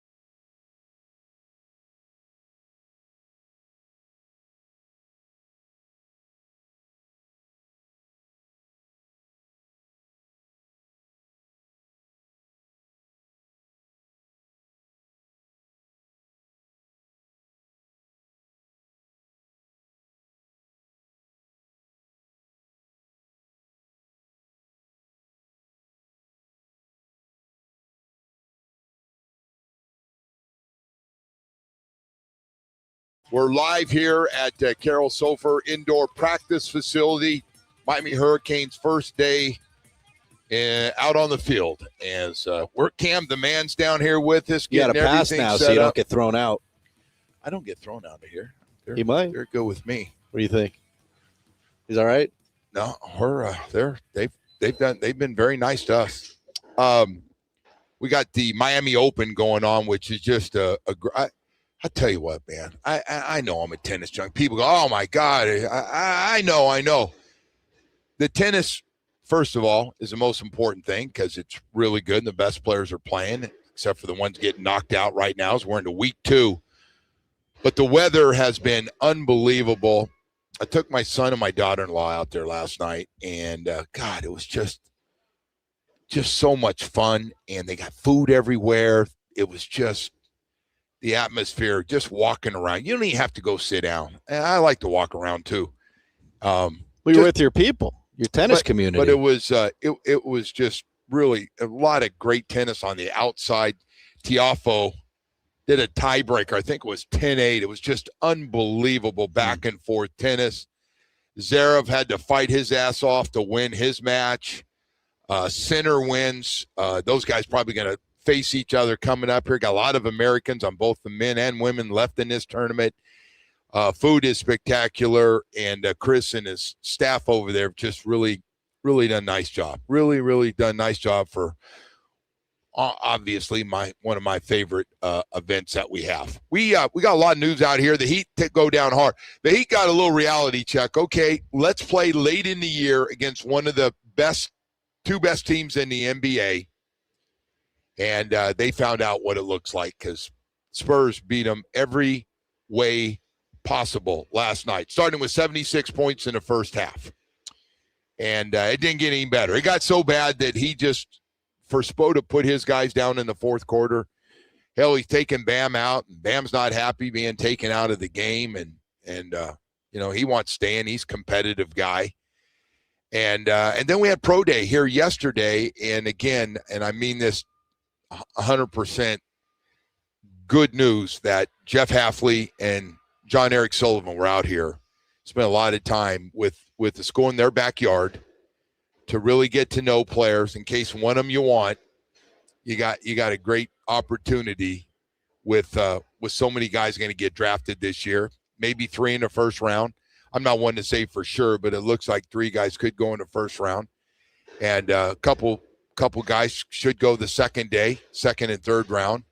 So they've got that all set up. But the fact that those guys were out there, and to hear Mario and those guys talking about what a great job and spending time and being down there. Because in years past, I think people down here are a little disappointed that there hasn't been more people showing love from the team that's not too far away from here called the Miami Dolphins. So, hey, man, it's good. It just, everybody wants to get to know the new guys and the new people underneath them in the front office and the head coach. And I was just really, really glad to hear that yesterday, that Jeff Halfley and those guys, they're raving about him today, about questions and being out here and wanting to get to know people and not big time in people and really starting a relationship. So it was great. We're going to find out pretty quickly if these guys can draft. Oh, about a month, man. Their big day outside of the quarterback, their big day is coming up, and it's called the draft. And especially not just day 1, but day 2 with all the picks, with 1 in the second round and 4 third-round picks. Got to hit on those, right? Got to hit on them. Got to hit on them, man. And so a lot of picks in the top 93 or 94 picks for this Miami Dolphin team. We're going to be here for the first practice today with the transfer portal guys in. We like to call it the free agency of college football. And then you also have the draft, or in this case, recruiting 29 of the 30 guys that you brought in on scholarship are here. And so, yeah, I'm really curious to see what it looks like. It's early, but he really likes this team. And I wouldn't worry if you're writing stories about Maui Noah and Nez Cooper, Markel Bell, Brockermeyer leaving for the pros. I think they feel pretty good about the guys they have, including 5-star Jackson Cantwell, who will line up, I'm guessing, day one at right tackle. We saw that 3 years ago with Maui No. He lined up at right tackle day one as a 5-star tackle, and now is going to be one of the top picks in the NFL draft. What is he, 6'9", 330? Well, Mario said. He say 6'8". Thought he was 6'8", 332. How about that? Big. Strong, explosive. Well, listen, I will say this. They're going to have their hands full because Jason, and I know they got two guys probably going to go in the first round on the outside, but those guys have backed them up last year, and what they added from Damon Wilson coming in transfer portal from the number one prospect from Missouri, number one transfer portal pass rusher from Missouri is here, and then you got Blunt, you got Lightfoot. You know who else everybody forgot about? I'm curious to see Hayden Lowe. Remember that? He was hurt all of last year. He was looking really good and got injured, so he's back this year. It's going to be, I think, in the wide receiver position, all the guys they have from not only the transfer portal, but the guys coming in from high school. And there's a guy named that I really like, Joshua Moore. Really looking forward to seeing if this isn't a breakout year for him. Mm-hmm. I didn't get into any of the breakouts, but really curious to see how he plays this year as well. So on top of all that, and we've been all over the place. I got this yesterday. I got a lot. When you're out at the tennis, and a lot of football fans out there, the Finns tanking, the Finns rebuild. I guess you saw the comments. All the veteran free agents that signed were asked by the media, hey, did they tell you it's going to be a rebuild? I got to be honest with you. And I'm not saying it's a dumb question. God only knows I've asked enough dumb questions myself. But when they asked that question, did they think that the coaches were going to go, or they're going around telling their players that, hey, you guys come, just want to let you know, everybody here know, if you're signing with us, this is a rebuild, just so you know. I mean, you can see what's going on, but you're not going to get those guys to say any of the R words. Rebuild. They're not going to say that. They're not saying it to any of those free agents that they're signing on the cheap, every one of them. Yeah, but look at all these draft picks, though. Like, you should be able, if you draft well, you should be able to turn this around relatively quickly. Like, this should not take – how long does this last rebuild take? 5 years, 6 years? Like, it should not take 5 years to fix this thing. The truth of the matter, last year when the season started, we should have known that they were trying to patch this thing together and it wasn't going to work. We should have known that. And, hey, athletic director of the year right there, man. Yeah. We're doing great. It's good to see you, man. It's good to see you. Yeah, so anyway, we just we're in this situation where, whether you want to call it a rebuild, you want to call it, they're not tanking. But you're right. I mean, they should have pulled the plug on everything before last season. Should have done it a year earlier. But they didn't. They didn't. But you have enough draft picks in the first few rounds where you should be able to, I mean, at least be a competitive team. Like, it seems to me they have too many draft picks to be the worst team in football. So, I don't know. They asked me yesterday.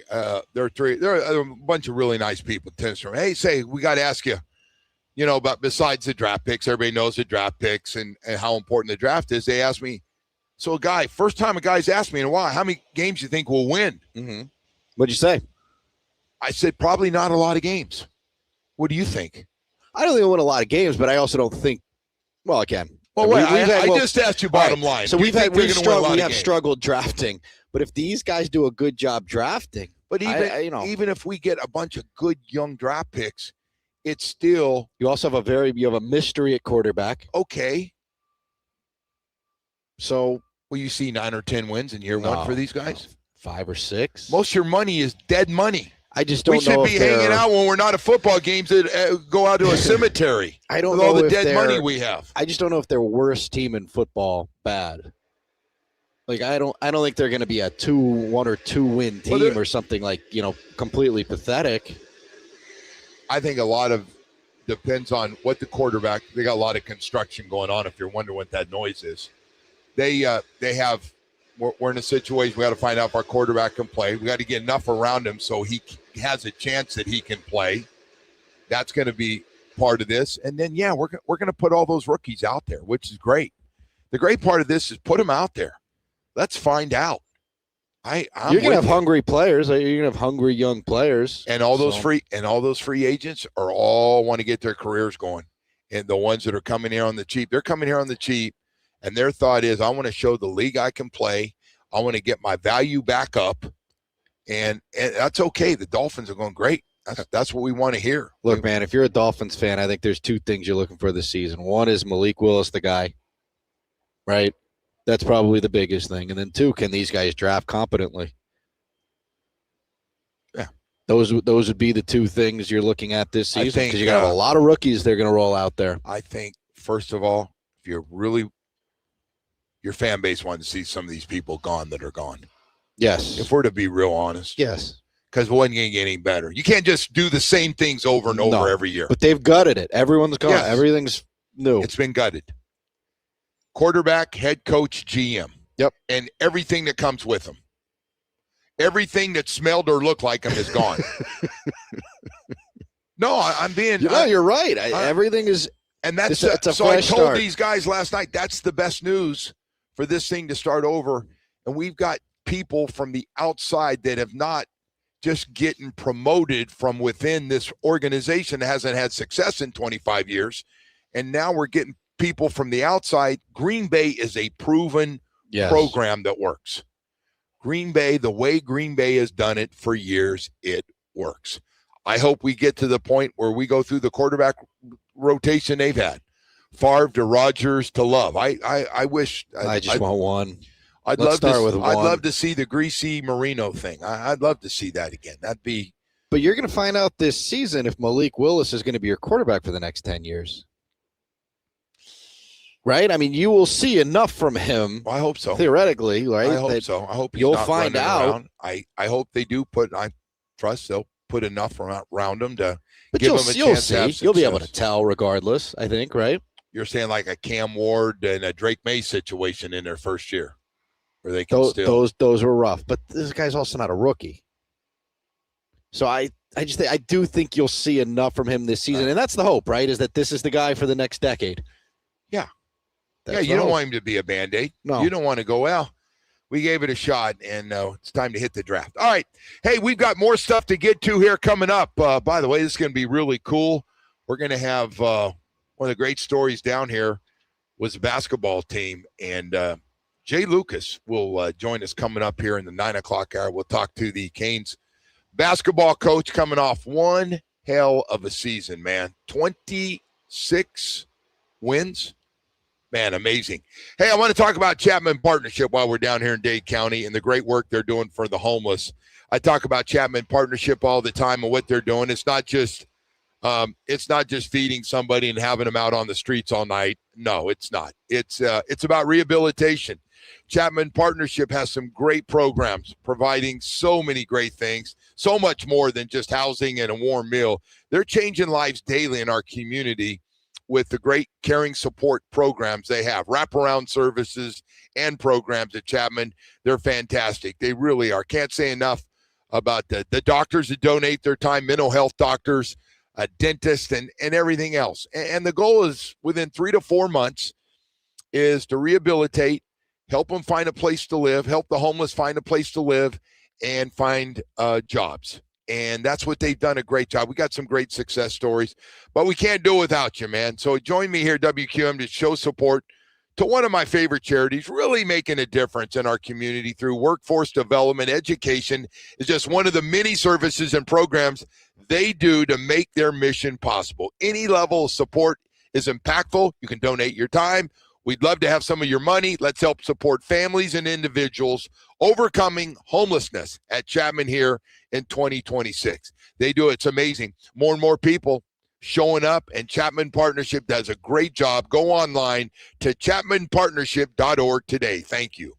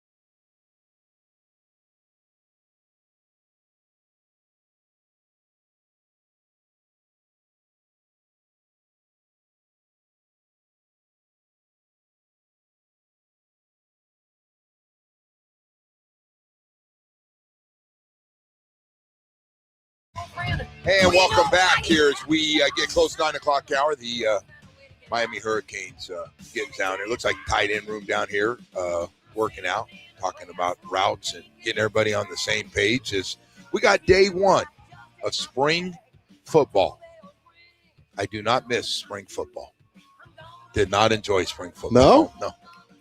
It was a disaster. Did you guys have a spring game? Yeah, of course. Yeah. The big spring game. What was the atmosphere at your games when you played? Did people care? Yeah, I mean, there's a decent amount of people would go and watch, and families would all get invited down, and then our coach wanted to do like 10 or 20 100-yard sprints to show the families what kind of shape we're in, which made no sense after 200 play scrimmage, but anyway, it was. Yeah, I always love everybody take shots at poor coaches. They set something up and we turn them into half the show now. It's pretty sad.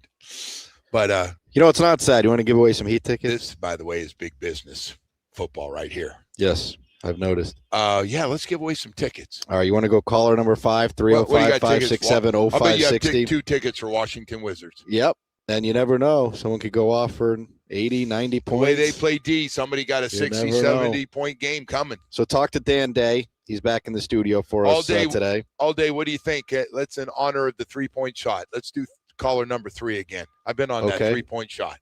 So we're going to switch that to caller number 3, 305-567-0560. I don't want 1.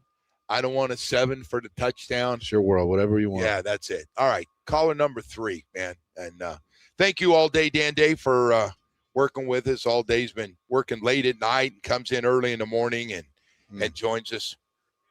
I tell you what, pretty cool yesterday, though, all the exposure that the Miami Hurricanes get with Pro Day and the NFL Network. And everybody comes out here and wants to, know and talking to all the top guys. You got your quarterback throwing, got your offensive lineman. It's the interesting one, by the way, that quarterback one. He's the only guy I have no idea where he gets drafted. So let me hear you take a shot. Where do you think? Oh, God, I have no idea. No. You got, where do you think? Fifth round, maybe? I'm going to say 5th round. The problem is, I don't know because, like Coach was saying. None of us know. But that's but like what Coach was saying, though, when you get him in a room and you start to pick his brain and all that kind of stuff, that stuff is important. Yeah. So, look, he obviously helped his stock in the playoff, right? He can play in the NFL. He can be on a roster. I don't know if he's going to be a frontline guy. Yeah, I don't know either. Be a great story if he ends up being one, but again, people haven't exactly been hyping up this quarterback class in the draft. No, that's why maybe he's got a shot to move up. And then he's throwing well yesterday. We got a guy in ESPN and Orlowski who believes, and he does that. Part of his job is to watch tapes, and he believes this Simpson kid is going to be maybe the first quarterback. He thinks he should be the first quarterback taken. Yeah, he also thought Tua was good for a while too. So Mendoza, which what are you saying? He lost credibility on that one right there. Oh, he thinks this guy's going to be better than Mendoza. He thinks he's got him ranked higher. That he should be the first quarterback maybe taken. I think that was yesterday's show that he came out with. I'm going to side with the guy who has that pick, Tom Brady. I think maybe he's got a pretty good eye for that. Hey, man, part of what makes that draft, the draft in general, so much fun is to see who drops in the draft, who jumps in the draft, and then those guys go nuts. Yeah. Right? They go nuts going, you've got them going, oh, my God, I had this guy in the 2nd round. He's in the 1st round. What the hell are they doing? This guy dropped to the 5th round instead of the 1st round. All it takes, one team says, no, we got to grab him. That's our guy. That's why Carson is so intriguing, right? Because maybe some team loves him. They meet with him. And so I think there's a lot of other guys on this team besides Carson Beck that I think I'm really curious. I know it sounds crazy. I think Reuben Bain is a really interesting one. He's going in the first round, but where's he going? Is Reuben going to be a top 10 pick, top 5 pick? Probably. Where's Mesidor go? Some people still have Mesidor at the end of the first round, into this early second round. Then others got Mesidor going 14 or 15 in the draft. So, yeah. And then I'll give you the final one that's really interesting. And Mario Cristobal, we'll have him on at 9 o'clock and hear what he had to say. Markel Bell, 6'9", 340 pounds, played really well in those playoff games. Where's he going in the draft? Shortage of those guys, too. There's a shortage of those guys, too, as every team out there knows right now. And look at all the team. Look at the Chargers last year, down to third, fourth tackle. Yeah, those guys are hard to find. So, yeah, they got a really interesting group of guys coming out in this draft that will be fun to watch and see where they go. You know, I feel best about of everybody as far as solid, Maui Noah. Yes. First of all, he can play all these positions. He can play guard or he can play center. Some people think he's the best at both to get a chance from there. So that's I think Ruben's going to be a really good pro too, though. But that's what. Oh no, Ruben's he's got the fine. makeup, right? The mental makeup. I think. Well, he's got to have more than that. No, I know, but he's got that too. He's got a good head on his shoulders. Listen, that guy, Ruben's been good since everybody remembers him going to Traspal to watching him play. How good that guy's been, and well, he went up against the best. He's tough in the playoff. He's tough. Played his best football. Strong, good against the run, pass. Yeah, I think we're all kind of curious to see how it goes. And by the way, in the biggest games, he and his sidekick over on the other side played their best football of the year. And he's relentless, man. He runs side to side. Talking about looking like Jason Taylor. Jason Taylor ran around. That guy never stopped. When he played for the Dolphins, Jason Taylor chased you down the field. He chased you in the end zone. It just that chip popped up every time you turned around. He was going after it. So we got a lot of stuff. We're going to have Mario Cristobal going to join us at 9 o'clock, and we're also going to have some time to talk to Jay Lucas. Coming off just unbelievable. See, he'll join us at 9:30 this morning. He'll be here. So anyway, in between, we've got a lot of stuff. We'll get caught up on everything going on here right now. I do want to take a second this morning to talk to you about Michael Kotze at Choice Mortgage. Man, if you're going through some problems right now, credit card debt, and you're trying to you'd like to consolidate your bills and pay some people off the credit card debt, 18, 19% every month. If you're behind on property taxes, HOA dues, assessments, judgments, liens, hey, man, it's about getting some of that equity out of your home. If you don't have the money, getting that equity out of the home, a reverse mortgage. I always tell everybody, man, if you're in that situation, a reverse mortgage, if you are 62 or older, you and your spouse, you can qualify this and get all that equity out of your home. You can use to pay off all these bills and just get everything. Hey, take a nice vacation while you're at it. Put some money away for retirement, and you're all set, ready to go. First-time homebuyer programs with little money down. Michael Kotze got a great program for you. It's always about the best rates. It's always about getting you approved quickly, half the time of the big banks. Great service is why Michael Kotze at Choice Mortgage, his 30 years of experience, has been so successful. Go to Google reviews on the web, Choice Mortgage Reviews. Saying a lot of nice things about Michael Kotze. Guy works 7 days a week. You can call or text him, 561-441-2730. 561-441-2730, MLS 166254. Rates and terms subject to change daily without notice. He's an equal housing lender.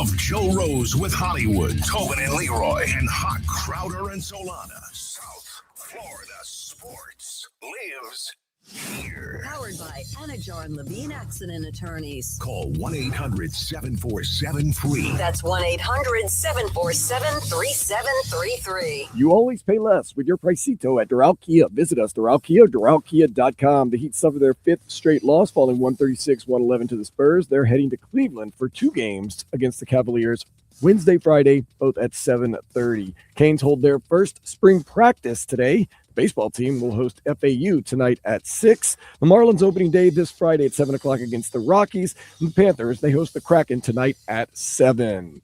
This weather report is brought to you by Tornado Roofing and Contracting, helping homeowners stay safe this storm season. Visit tornadoroofing.com for a free roof and window estimate. Perfect beach weather, which is where I'm going to be in just a few hours.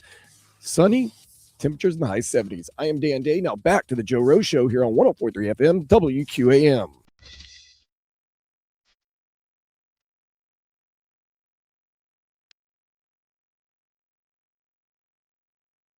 Welcome back here to Coral Gables, the first spring practice for the University of Miami. We are inside the Carol Sofer Indoor Practice Facility, and we are going to head out to the Toyota of Hollywood Hotline Shop. Over 2,000 Toyotas on sale. One location, Toyota of Hollywood on 441 between Hollywood and Sheridan. Toyota of Hollywood.com. Joe. All right, Woody, thank you. Yesterday, pro day out here for the University of Miami with a bunch of guys getting ready to get drafted and working out for the NFL. 100 NFL scouts here, a lot of GMs and head coaches. And then today is the start of spring football. We are down here at Carol Sofer Indoor Practice Facility. The head coach, Mario Cristobal, is with us, and I don't think I've seen you since the wedding. Let's go, man. Joe Rose is with us. Day one of spring ball. Hey, Come I'll tell on, you man. what, I'm getting used to this, man. This is going to keep me around. This is fun stuff. I got to take you back, man. 13 wins. Wow. You have a chance. I know you come up short on the last drive, and do you have a chance to enjoy it at all at any point? And I know what you're going to say, but I still had to ask you. Like, it was like such. You go through Texas A&M, Ohio State, and Ole Miss. What's enjoy? What is it? No, I'm messing around. You know what we do in the little free time we have? What you do is you run through the TV copies because you get a chance to see things you never see on the football tape side, and the way people are speaking, talking, just oozing about the University of Miami, our style of play, the way we get after it was awesome to see. And then watching some of the intensity and some of the stuff on the sideline in between series that you don't get to see throughout the course of the game or on the football tape. It's just more reinforcement that we're just going in the right direction, and it just gets us excited for that next step, man. Yeah. I felt this kind of at the Cam Ward, and then he left. And then I remember last year, you said, man, this, We'll see, and I know Carson's not here right now, but against spring football last year. But man, I knew you really liked this team, and you thought all the way around it was well balanced, and sure enough, you win 13 games. Now you come back and everybody's even more jacked up with this group. Expectations obviously a little different level now after being so close to a national championship. Yeah, and that's why we came to Miami. I mean, we wouldn't want it any other way. And our expectations for ourselves are always way higher, much stronger than anything in the outside world can, impose upon us. So for us, it's picking up, not where we left off, but advancing to where we left off. And I think it's very clear to all our players, having reached a national championship game does not guarantee you will reach it again the next year. So it's all about the work. I mean, strength and conditioning has taken another step, the way that we eat, the way we sleep, the way we practice. I mean, it's competition galore every single day, and brother, that ain't slowing down anytime soon. Well, we got a lot of things to talk about, and we always got to start with the quarterback, Darian Mensah. Cam Ward, then Carson Beck, and now Darian Mensah comes in. Man, what a year at Duke. 34 touchdowns, 6 picks, threw for damn near 4,000 yards. What have you seen? You've seen him throw it a little bit around here. Yeah, he's special talent and a special human being too, a guy that can connect all the pieces, a guy that's very outgoing and engaging, and a really good leader. I mean, natural leadership skills, but he certainly is endless talent. Sky's the limit for him, and he's got a supporting cast that's going to help him continue to elevate his game. All right, and speaking of that, you're right. You have you get a transfer portal receiver who looks like he's just going to be unbelievable, 1,000-yard receiver for Duke, and Barkate, and now Malachi comes back off the unbelievable year. All right, so you've been around this for a long time. You've seen some great looking freshmen.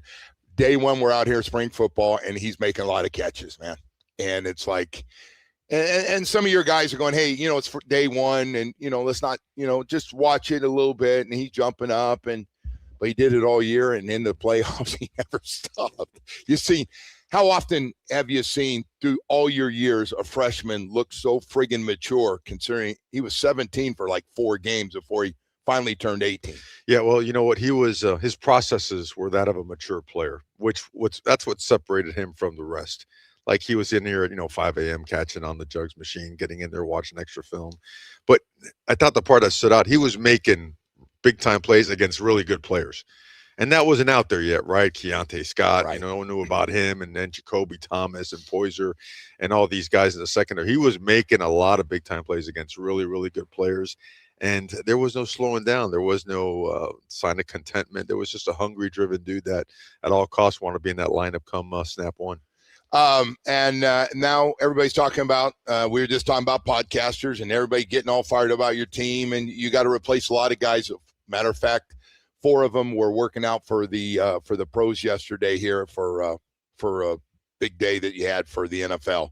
I'm just curious, replacing those 4 guys, everybody seems to be concerned, considering a lot of those guys really good last year. It might have been the best offensive line in the country. You see that guy right yeah. there? Okay, he's about to go catch. Gabos. There we go. There he is.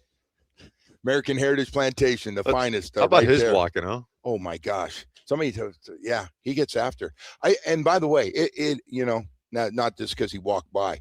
You're talking about complete wide receiver. Plus, he can throw it. You carry him. You throw reverses, and he returns kicks. Well, Joe, credit to him, C.J. Daniels, Kevin Beard, Yeah. Varner, all those guys. I thought the difference down the stretch in our team was the dog mentality of our skill guys and their physicality. Wow. Because they were extra block. They were inserting in the B's and the C gaps, right? Taking on safeties, knocking those guys back. And they allowed us to have some big chunk runs in critical situations. So good to see him. I'll get him in some blocking drills today, too. Yeah. Man. Well, speaking of blocking, you got a lot to replace that offensive line. I know you liked the depth last year. Concerned at all with that group coming in, or you like it, including a true freshman? By the way, is this going to be our true freshman of the year? Every year there's 2 or 3 of these guys go on to be All-Americans. You've done a great job with young guys coming in and taking off. Yeah, you know what? We've recruited great talent, and we have a great system for developing dudes, especially the guys up front. In spring, it'll look a little bit different because a couple of guys are banged up. A couple of guys came in banged up, and a couple of guys are recovering from some in-season stuff. But I still think it'll be fine for spring, and we have tremendous confidence in what it's going to look like in the fall because we've got size. All right, mass kicks ass, our old saying, right? Yeah. We've got mass, we've got explosiveness, we have athletic ability, we have some smart, tough-ass dudes that are in Coach Miraball's regiment, all right? And Coach Miraball, hard work, doing things the right way, and being a tough-ass son of a gun, those things are undefeated. Tell me about Jackson Cantwell. Creature, 6'8" and then some, 332 pounds, but the right type of 330 pounds, athletic, tough, smart, a quick study. I mean, he's one of those autocorrect guys. If it doesn't go right on this particular rep, one simple whatever sound bite and bam, he's right back at it, and he does it. Tons of power, tons of, I like to call it recoverability. Could be in a bad position, bad hand placement for a moment, and then be able to recover, put a foot in the ground, get his hips in front of a guy and run him by the quarterback. Love his ability to knock people off the ball and finish long. Just has all the makings of an absolute elite guy. I think you'll be seeing him in a few years. Well, listen, I know I don't have time, so I'm going to bounce around on this pro day here real quickly. There's so much talk about all these guys, and there's so much junk. And if you're really good, they knock you down, and then it goes the other way for certain guys. So some of your guys are all over the place. But I got to tell you, man, the Mesidor Ruben Bain show, especially for the world, the country to see in those playoff games, from the first game to the championship game, were unbelievable. So much has been made about Ruben Bain in the arms. Mesidor age a little bit. you've seen what these guys look like and how good they can be at the next level. What are your thoughts on those two guys? Those are the arms that I saw tossing around the best offensive lineman in the country all year long for the past 3 years. So again, this is to me, football. I always say this: it's not a beauty pageant. You know what I mean? It's about playing the game, and these guys play the game a certain way. They do. You know, when you look at Miami and talking to the scouts, the things that we felt most proud of is, man, Miami just plays different. And I'm like, what do you mean? Levels of physicality, toughness, and effort. Complete maniacs chasing the ball on both sides. And those guys epitomize that. And that cannot ever be questioned. And who they're doing it against can't be questioned either. So you know what? Let it rip. Teams are going to have some absolute studs when they draft them, and those guys are going to be studs for a long time in the NFL. Do these guys, people asked me yesterday, hey, does Mario talk? Will they come up and ask you about certain guys? Is that part of the day? Relentlessly. Since during the season, but then after the season, every single day for hours. Yeah. And I believe that's my job too. Okay. To make sure almost like just like the high school coaches talk to us about their players. Well, I'm talking the NFL night and day about our guys and spending a ton of time around them, making sure they have the right Cuban coffee so they could stay up and actually watch the film. Right. Not to listen to tweets and all that BS out there. And then come out. We have them at practice, open practice all the time. Unless they're an alum of the team we're about to play, we ain't having that. You know what I mean? I don't need some guy leaking information we're playing A, B, C, or D. But aside from that, they're out here. They're in there 1-on-1s, 2-on-2s, 5-on-4s, 7-on-7. All of it, and they have access to our tape. We want them to see our guys. We want to see them in meetings. We want them to open up their notebooks, see what type of students of the game they are. We are open access all day. Carson Beck, how'd he throw it, and how's he looked out here? Boy, a lot of people really like him. Yeah, he's done an awesome job. And you know what? Did a great job all year long. And to miss spring, to miss part of the summer, be able to do that. I mean, let's call it what it is. He's one throw away from being maybe one of the best to ever play at Miami, right? And so we're extremely grateful for him and all the stuff he did. And he had a great showing. And when people put him in that classroom and they pick his brain, they see how intelligent he is. He's going to have a tremendous future. Your two tackles from last year, Maui, everybody's raved about. You hear the guard stuff. Guys ask you about, he's one of the best, if not the best, right tackle, but he can also, if we got one in place, he can start at right guard. What do you say to those guys? Well, we cross-train all those guys. Oh, you do? They do. Francis could go in right now, and I call him Francis for never. I call him CC, but he could go in at center right now and snap and earn a starting job. He's that versatile because that's what Coach Mirabal does. I mean, he trains them all at least at 4 positions. If a guy can snap, he'll train at a 5th. Even he might not play in a game at a 5th position or even a 3rd or 4th, but they train like that throughout the entire course, throughout their career at Miami. Markel Bell, left tackle. Monster. Big. As big as they come, and you've had some big ones. He's a skyscraper, man. He's a skyscraper, 6'9" plus, He moves really well, and I thought he got a lot better. I don't know what happened during the playoffs, but it looked like he played even better. Oh, yeah. He's got those Inspector Gadget arms, man, right? They go all the way across the place. You know what? He doesn't come from much, so his hunger, his drive is next level. And he has dedicated himself to just changing his body and getting it after it every day. Tremendously smart. Him in a room, Inez, all these guys. And we love hearing this. The scouts say these guys are the best and most prepared guys that we've come across in the scouting combine. Yeah, no, it's incredible. I got to ask you, and you've always said this, with the transfer portal, as important as it is, and you've had great transfer portal guys, you've really hit the jackpot on the last couple of years. But you always make it a point to tell me that freshman class coming in is important. And, it's one thing to say it, but see some of these guys come in and play at the level that they've been able to play at. You got a couple of guys, you get a safety and a wide receiver, Bryce Fitzgerald and Malachi Toney. I mean, you talk about making huge plays in the playoffs. I didn't go regular season. I just looking at those last 4 games, how good they were. And that's been the case. You get 2 or 3 guys come in every year. And by the end of the year, as good as anybody on the team, just about. Roster, building a roster. Not going to change. You can't. And you know what? You're going to acquire players in any way you can. And you know me. If they're on the moon, we're going to go find them and go get them. But you never bypass the opportunity to pick a guy in the portal that's going to help your team. But you still want to be rooted in the high school ranks. Right? Because those guys, if they could develop in your system and be around for more than a year 2, year 3, and sometimes year 4. I mean, heck, we've got Ahmad Moten coming back for year 5, Matt McCoy for year 5. How valuable is that? You know, Monterrey's only been here a year, but he's going to have, another year of college football. At the end of the day, experience still reigns supreme, right? And if they're in your system for those years, tremendous bonus. Yeah, man, it's incredible. You're going to be at the NFL draft. You got a couple guys for sure look like going high in the first round, and a third guy should be in there. That's a big thing for you to be up there with those guys. Oh yeah, yeah. I mean, yeah, it's fun. It's great to see them, their families. I mean, those are the things we talked about in their living room. I mean, we talked about it yesterday, Joe. 2022, we get here, roster is, man, we're in bad shape, right?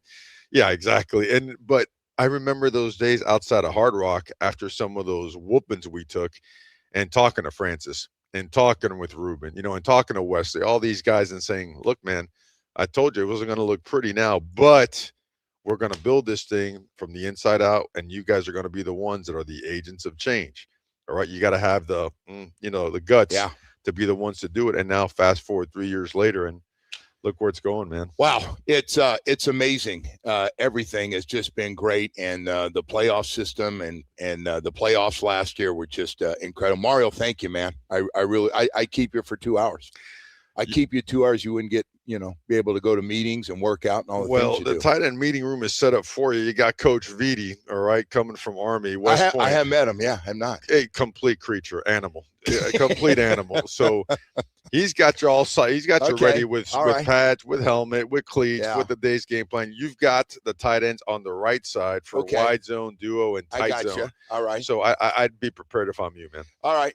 Senior Citizen Day with the tight ends. I love that, man. Mario, thank you, brother. Really appreciate it, man. You, man. Go Canes. Thank you, guys. Mario Cristobal joining us here this morning. First day of spring football for the Miami Hurricanes. And, God, they could have talked for 4 hours with Coach. That would have been about 5 beers or about 16 Cuban coffees probably. No games today for the Heat or Marlins. The Heat played last night. We'll recap. The Panthers are in action tonight versus the Kraken. Injuries have struck again. Nico Mikola and Aaron Lundell. Paul Maurice addressed that. We do have now like an Excel spreadsheet with a number of players that are here because we will lose them. Guys, you forget about a guy and you get out there and then Barkov's on the ice one time and a bar down. Well, that guy's not bad. Listen to the Panthers here. Face off at 7. Canes spring football practice is underway. We've got the latest. Marlins opening day is Friday. They play the Rockies. Manager Clayton McCullough on this year's team.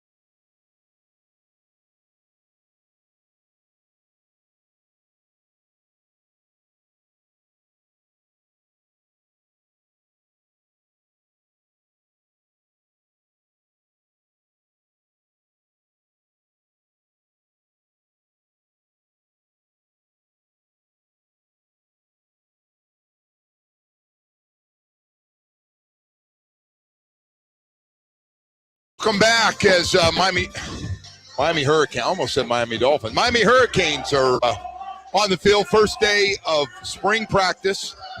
Man, it is a different world out here. Woody, along with the 29 players that graduated early from high school, are here, 29 of 30. Transfer portal guys together, and then all the players who are returning. And then on top of that, got some of your top recruits here today. Yeah. Never stops, man. Pretty good. The machine never stops. And by the way, combination of local recruits as well as some of the recruits from around the country that are here. Some of them with their families. We see moms and dads here. And they get to see it up close, man. So everyone's fired up today. Mike Irvin, you see him? I just talked to Michael. Boy, he's fired up. Just talked to Michael for a while. And then got a chance to talk to the defensive and offensive coordinators. I saw you doing that field. down there. Yeah, it's great, man. Like a little kid. Yeah. So the president. President is here. Saw the president, man with the plan. Yep. That has it. So anyway, it's really cool, and we're hopefully going to have Jay Lucas, the Miami Hurricanes basketball coach, coming off just an unbelievable season, 26-9. A 19-win improvement, the most in the history of college basketball from one year to the next. Pretty amazing story.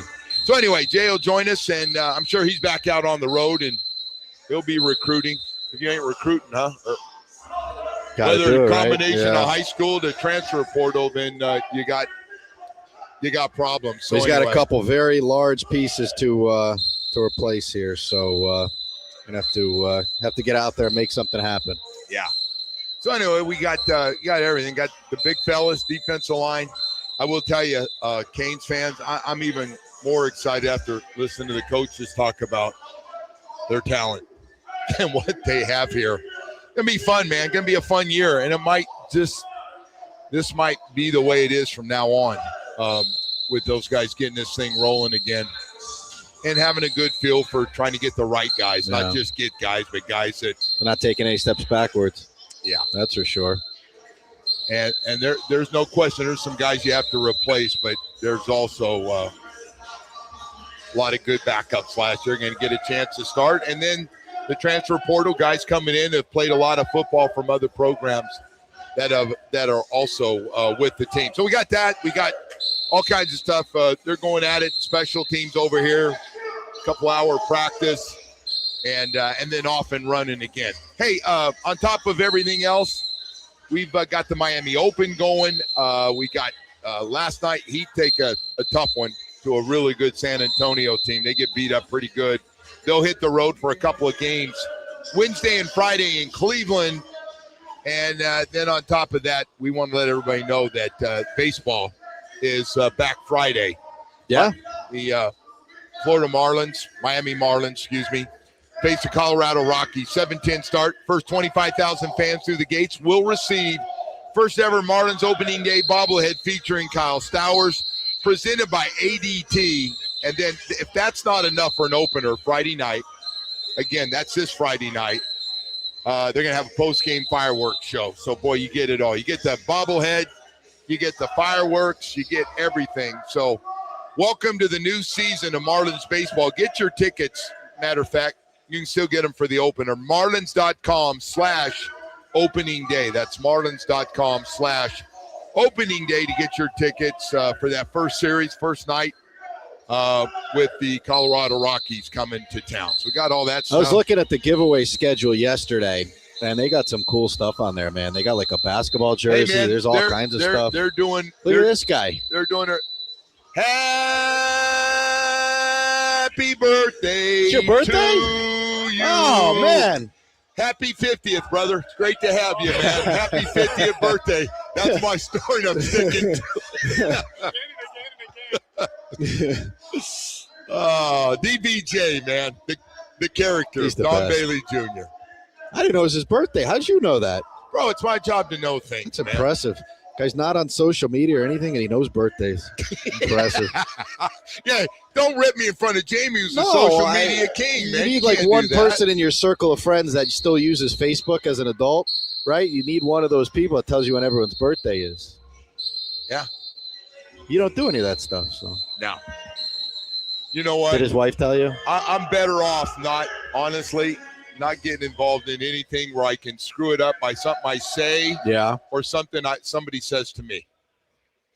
I agree with that. Yes. And it's a vicious world out there right now. It is a vicious world. Vicious world. You having the freedom, though, at like any time to just say what you wanted to say on a social media platform scares me. That would be bad. Yeah. That would be just a matter because like of time. the thing is, like, after a tough loss or something, like do you allow yourself a cooling off period, or do you just unload? Because at least with the show, you have there's a little bit of a cooling off period, right? Like, you know what I mean? I really haven't thought about it that much as you have. No, but you know what I mean? It's a little cooling off period. It's always good. Sometimes Zonka takes to Twitter. Yeah. Yeah, sometimes Zonko after a game will say something. And every time he does that, he becomes a story. Yeah. Now, I don't know, but I got to tell you, in fairness to him, I don't know if Zonk knows he becomes a story when he goes, not acceptable, or when he says something about this is not Dolphins football. You know who I think would be great on Twitter is Bo. That's a terrible idea. It's a bad idea, but it's also at the same time it's a good idea. I could hear Seth, especially when he goes after something, rants after coach or somebody saying something and it ain't matching up with how he's feeling after a loss. I think it'd be great. Yeah, I figured. Bo Unfiltered on Twitter. Cool. He brings it on Thursdays, so. It's basically Bo Unfiltered every Thursday. Yeah. Yeah, I don't know about Bo Unfiltered. I would recommend to him probably not a good idea when he gets going. Coach Lucas is making his way over, by the way. So all right, so listen, he's on his way. We'll have Coach come in here in a few minutes, and we'll talk to him. And gotta say, man, he's been great all year with us. He really has, and had a great season. He got one job to do. He's got to keep Shelton Henderson. That would be ideal. Yes, that would be nice. If you don't keep anybody else on that team, please keep him. Yeah. Somebody forgot to tell him that he's a freshman at 6'6", 240 pounds, can play like that. It's bizarre the way he's built as a kid like that. Yeah, really. Hey, we've got more stuff to get to. Yeah, why don't you take a quick pause here, and then we'll come back with Coach. We'll come back, and we'll have Coach Lucas with us right after this. If you leave, you know what you'll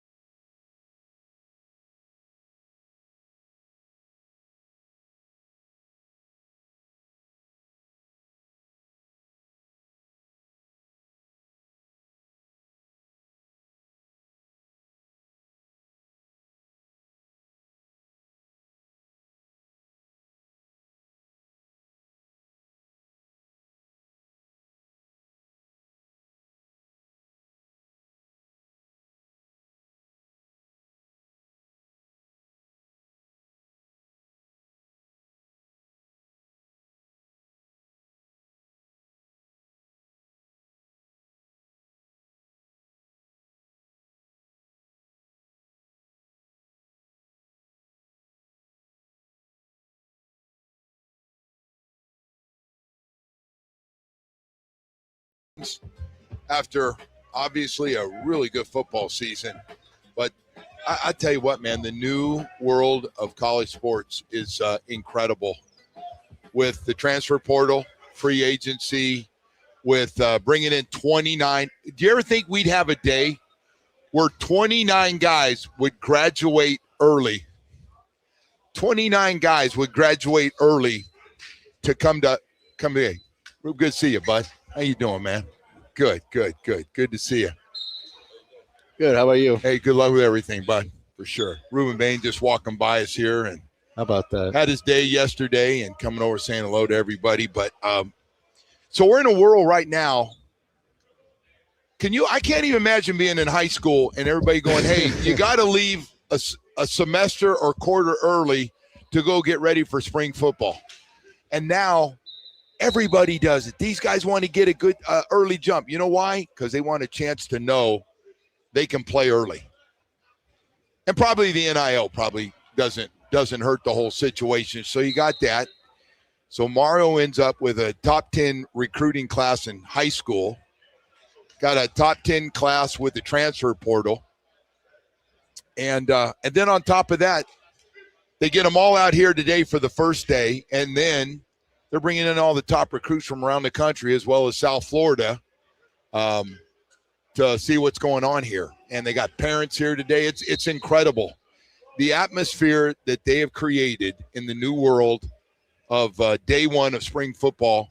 And by the way, same thing goes on in camp. Mm-hmm. As soon as camp opens, you got guys from everywhere. It's amazing. It is an absolute machine. And watching Mario run around out here. Mario's as fired up as I've ever seen him, man. Well, he was in such a good mood today. He is fired up, but I just think what happened a year ago really, it now finally, it's one thing to say, hey, it's going to look like this. Give me a couple years. It's going to look like this, and now it looks the way he said it was going to look. And I think that's changed everything. And hey, look, they're one drive, one throw away from winning a national championship at home. By the way, that guy you were talking to, by the way, that defensive coordinator, about as good as there is in the business. Yeah, he's good. Yeah, you're in good shape with the coaching to match the talent, and you got talent. We were actually talking about that. They said it's amazing when you have really good talent, and you look like a hell of a lot better coach. They're the first ones to say that. I mean, that line's been around for a long time when you have a chance. So. Anyway, that was a pretty crazy one for sure. Coach Luke is making his way over right now, so he will be here with us momentarily. All right. So where is he? He's walking over. We have somewhere to be. No, I got 20 minutes. All right. By the way, I got Michael Irvin down here from St. Thomas Aquinas many, many years ago down here, and he's back in. Said I had to be here for the first practice. How much did they love him during the playoff run? Oh, no. Putting him on TV? He's a Hall of Fame wide receiver. He got Super Bowl rings. He's done it all at every level of football. Had some of the great games here at the University of Miami you can have. You can give your favorite Michael Irvin game when he was playing. Great athlete in basketball and obviously football at St. Thomas Aquinas. I think he was supposed to go to Piper was the story. I think he was started at Piper and then went to St. Thomas Aquinas. Nothing against Piper. Piper, nice school. The sewage system next to him over there, but nice school, very nice school there. Anyway, and they get after pretty good in these drills out here. They offense, defense, working on special teams and everything else. By the way, besides all these things, we got so many things going on right now. Pretty cool. The Miami Open second week, we got a couple great days of weather. Woody, I think not today, but tomorrow, I believe is going to be a day to get back out there. Yeah? Is that Wednesday? Yeah, I'll go with you tomorrow. Wednesday be a good day. Maybe we'll go out there. Jamie, you want to go out? Yeah, I'll go out there with you. Who's going to win it? Now that Alcaraz is out, who's taking it home? Sinner. Heavy. Let me say it again. Heavy favorite. Is my guy Ben Shelton still playing? Ben's out. He got knocked out? I'll be rooting for any of the Americans. By the way, there is a lot of Americans still in the tournament, though. Where's Sinner Give me some of the Americans. Tiafoe, Korda.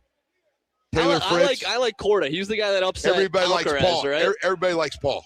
Paul's a good one too that everybody likes. And this Alex Mickelson is also one of the Americans in the tournament. But we'll get our bets in before we go. Absolutely. We hit big on that tennis Listen, match man, last That's one. right. The Joker. In the morning, yeah. I got to tell you, Americans, always Long shots, huh? always top 20, 30 players. Don't Yep. get me wrong. Always nice story, but that center, man, last night watching that in person, he is. So you don't think anyone's going to beat him? No, Zverev can beat him. But none of the Americans. Well, I mean, they can. Tough. You better be real good. Yeah. You better be real good. He's chasing that number one position right now, so that kind of changes the game a little bit with everything going on.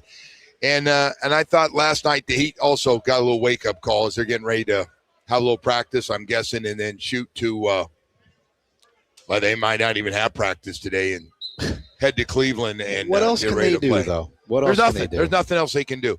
They got beat in every part of that game, and there's nothing they can do about it. We got jumped earlier, by the way, because we said Bam was the only piece you really want to keep. And people are like, why isn't he available too? Yeah. Look, if you have a chance to get a Giannis or someone of that caliber, there shouldn't be anyone on the team that's not movable. Hey, Coach, how you doing? Hey, Coach, how you doing, man? Nice to see you. We got Coach Jay Lucas here with us. Gonna jump in here. Poor Coach can't even recruit and have a couple days off and get in. I had to ask for you, man, Jay. No, it's all good. I appreciate it. It's great to have you. Hey, man, first of all, thank you all year long.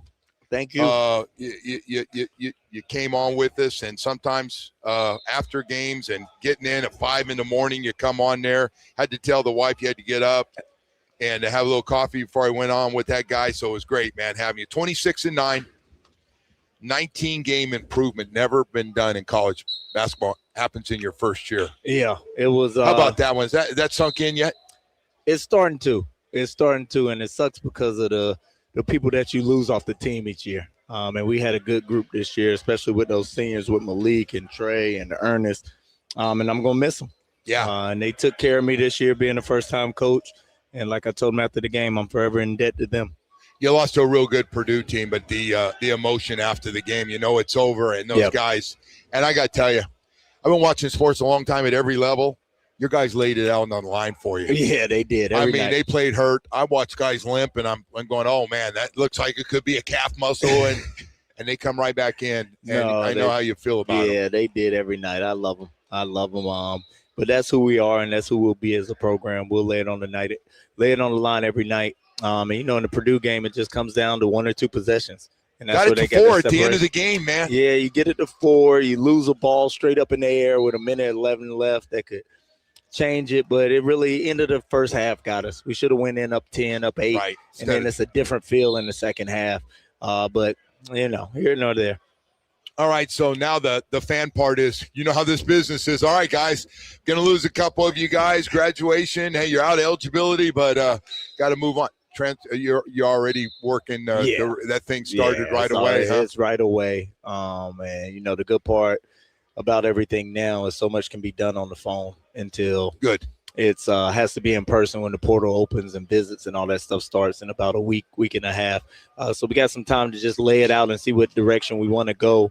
I kind of like the formula we had this year with the size and being big and being able to do that. Now we got to add some shooting and add some, extra ball handling and a little bit of stuff like that to see what takes us over the top so we can beat those Purdues and the Dukes and the Virginias of the world. But we're getting close. Hey, how do you feel? Because everybody goes through this in all college sports. First of all, Shelton Henderson, is he happy? Is he happy? Does he want to come back? Because we really love that kid. I hope so. We haven't had like our exit meetings. We'll do all that stuff tomorrow. I wanted to give him a few days to kind of just decompress. But, for him, for Dante, for some of the other guys on the team, but those two especially, I see them as just the foundation and the core of the program, but also next year moving forward. So, for me, it's going to do everything to get those two guys back and then kind of build it from there. Hard to find those guys 6'6", 240 that look like they could play out here if they wanted to. No. You got some big body guys there, Yeah, Coach. It helps. It benefits you just in winning some margins, the glass, getting fouled, makes up for some of the stuff you don't have. Now we got to make up on those other areas like I was talking about earlier, but the size and the physicality will always be something that we have. Hey, you didn't tell me when we were talking about Caleb Gaskins a couple weeks ago that Columbus was national championship good in high school. Yeah.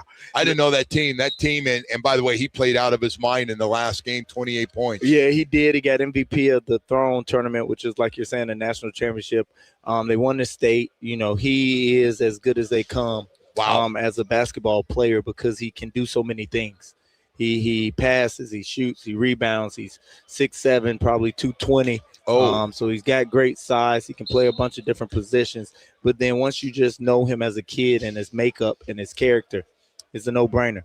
That's why he was one of the people I identified and wanted to be a part of the program right away. What's the jump? He's played some big-time basketball. He's played in big tournaments. As you said, when you got a good team and off-season, the teams that he may play with, the jump for him to play with you, could you see him in your rotation away? I do. I see him similar to kind of that Dante role where he'll be a freshman who gets a bunch of minutes and be able to grow and develop on the court. And, one of the most important things is you got to be able to do it physically. Yeah. And he'll be able to do it physically. Now, his game will have to catch up, but it will because he's made up of the right stuff and everything is there.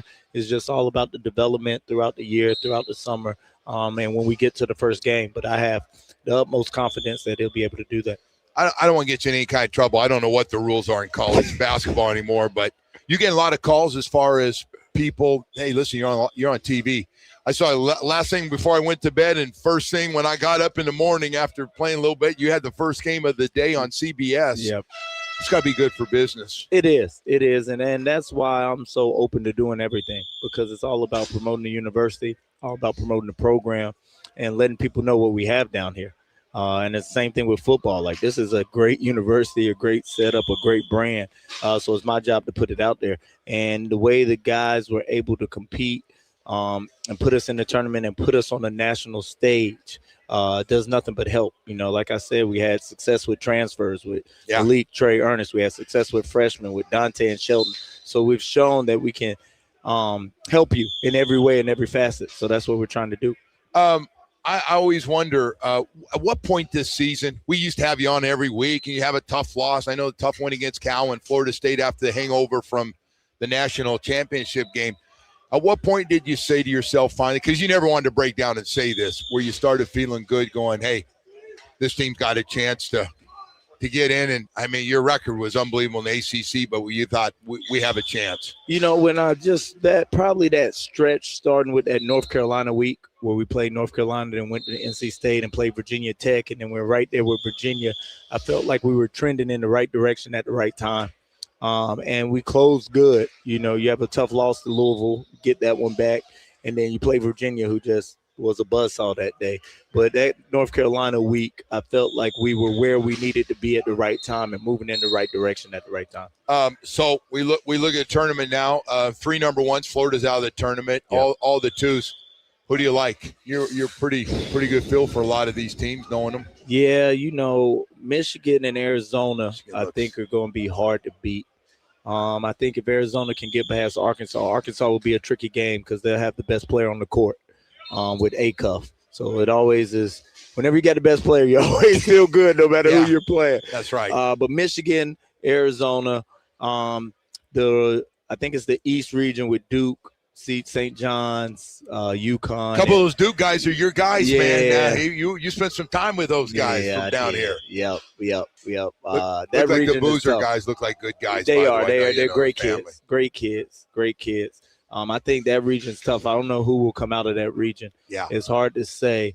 But I think it'll come down to whoever wins that Final Four matchup between Arizona and Michigan. Coach, the high school basketball, I guess people always want to know about recruiting. We get caught in baseball and football recruiting, the basketball recruiting, and the top guys down here. You feel pretty good about your chances on some of those guys right now? I do. I feel pretty good about them, especially moving forward. We've built some great relationships and had a lot of them over at the game, and they've kind of got to see the program develop. A lot of the questions this year, even last spring with transfers and stuff, is like, what is it going to look like? Right. How are you going to play? So now they've seen the data and seen what we do. So it hasn't done anything but help. And so we've been in great position with the South Florida recruits. There's a bunch of them. Most of them are in Broward. Wow. Most of them up north. How many in are you Broward. talking potentially that can play for you that you see fit what you're doing and where you want to get? I would say about 4 or 5. Because then you have some of those kids that are in those. You prep can't say schools. their names, right? I can't say their names. No. Yeah. But about 4 or 5, and then always in the portal you have those guys who want to come home, like Ernest, like Malik and Trey. So we have a good little gauge of where we are. The thing is just about picking the right ones that fit together and mesh. We kind of had that. Everybody was able to be themselves this year, and I want to try to keep that formula as much as possible. All right, now listen, I understand you and Mario made up a little differently, the crazy football coach out here, but we're the same. I just say we come across different, but cut from the same cloth. No, I get it, but like you got to promise me you got to take a little vacation. This guy, like he had no time. Like he's already thinking about where he's going. By the way, not a bad president to have. Huh? No, the best president. The best president to have. We're not even close. By the way, you've been around a lot of presidents. Yes. They don't make him like him, man. No, not at all. He's all in on let's do this. Let's do it right? Yep. After I met him, I knew I wanted the job. I was like, I'm doing whatever to make sure he's in my side and in my corner. And don't worry, I think he felt that same way about you early on too. If we're all tell the truth here, so so it's interesting. The guys who want to come home is a big one. Yeah, for the South Florida, play in front of family. Yep, especially everything being equal and having a chance with the money and it playing. Is. And it's the way to really kind of bring some pride back. Right now everything's so transactional with the money and with the NIL. So my thing is to find guys who have some type of love or want to play for Miami. And I think the way to do that is I've never not competed and not played hard in front of my grandmother or my mother. That's right. So, Good point. I think those guys will be the same and do the same. So that's a big part of me and why I think recruiting guys from the area is important, because it gives you that instinctual pride with being where you're from. Right. How and does this thing go where you find out a guy might be interested in coming home? Everything, because I'm finding out everybody knows everything. Yeah, no, it gets around because you have so many people that are involved now with kids and with recruits, and you're not allowed to talk to the family and the kid, but there's agents, there's high school coaches, AAU coaches. Gotcha. There's always someone that knows somebody. There's a workout guy. That somehow it gets to you or comes across your desk. So it's just kind of making sure you do your background as much as possible. And then once everything happens, you kind of hit the ground running, because in the portal, the recruitments are really like 3 days. Yeah. That's about it. You do a Zoom, you do a visit, and then after the visit, you try to get it done. And if not, it's on to the next person. But it's got to still be the right guy. Guy has to be. Got to be the makeup. If it looks like, hey, man, I ain't getting my shots, and we're not even dealing with it because each team is too important, because you only have that team for the year, and you can bring in one bad egg and it ruin the whole bunch. Right. So it's my job to make sure, everything's not going to be perfect, but we can't have anybody that's going to bring us down. Yeah. Coach, thank you, man. Congratulations, man. And you've been great. We can't thank you enough. We'll have to get together for a little tennis one day. Okay. When I know you don't have a lot of time now. No, I can find some time. I'm an early morning tennis player. You don't have any time to see the Miami Open, I'm guessing. I talked about it, but then it didn't happen. Yeah, you got a few things on your plate right now. I do. I do. We got to be playing this time next year, so that's the most important thing. That's the only thing on my mind right now. Congratulations, Jay. What a turnaround. 26-9. Jay Lucas, head basketball coach of the Miami Hurricanes, joining us. That's going to do it for our show. Want to thank everybody for being with us. If I ran into the show after me, guys, I'm sorry, and we'll see you tomorrow. WQAM broadcasting live from the Edmore Sawgrass Auto Mall Studios. Shop exceptional Cadillac offers now at the 3-time Cadillac Dealer of the Year, Edmore Sawgrass Cadillac. Visit EdmoreSawgrassCadillac.com. You're always backed by Morse. Text WQAM on the Kendall Toyota text line.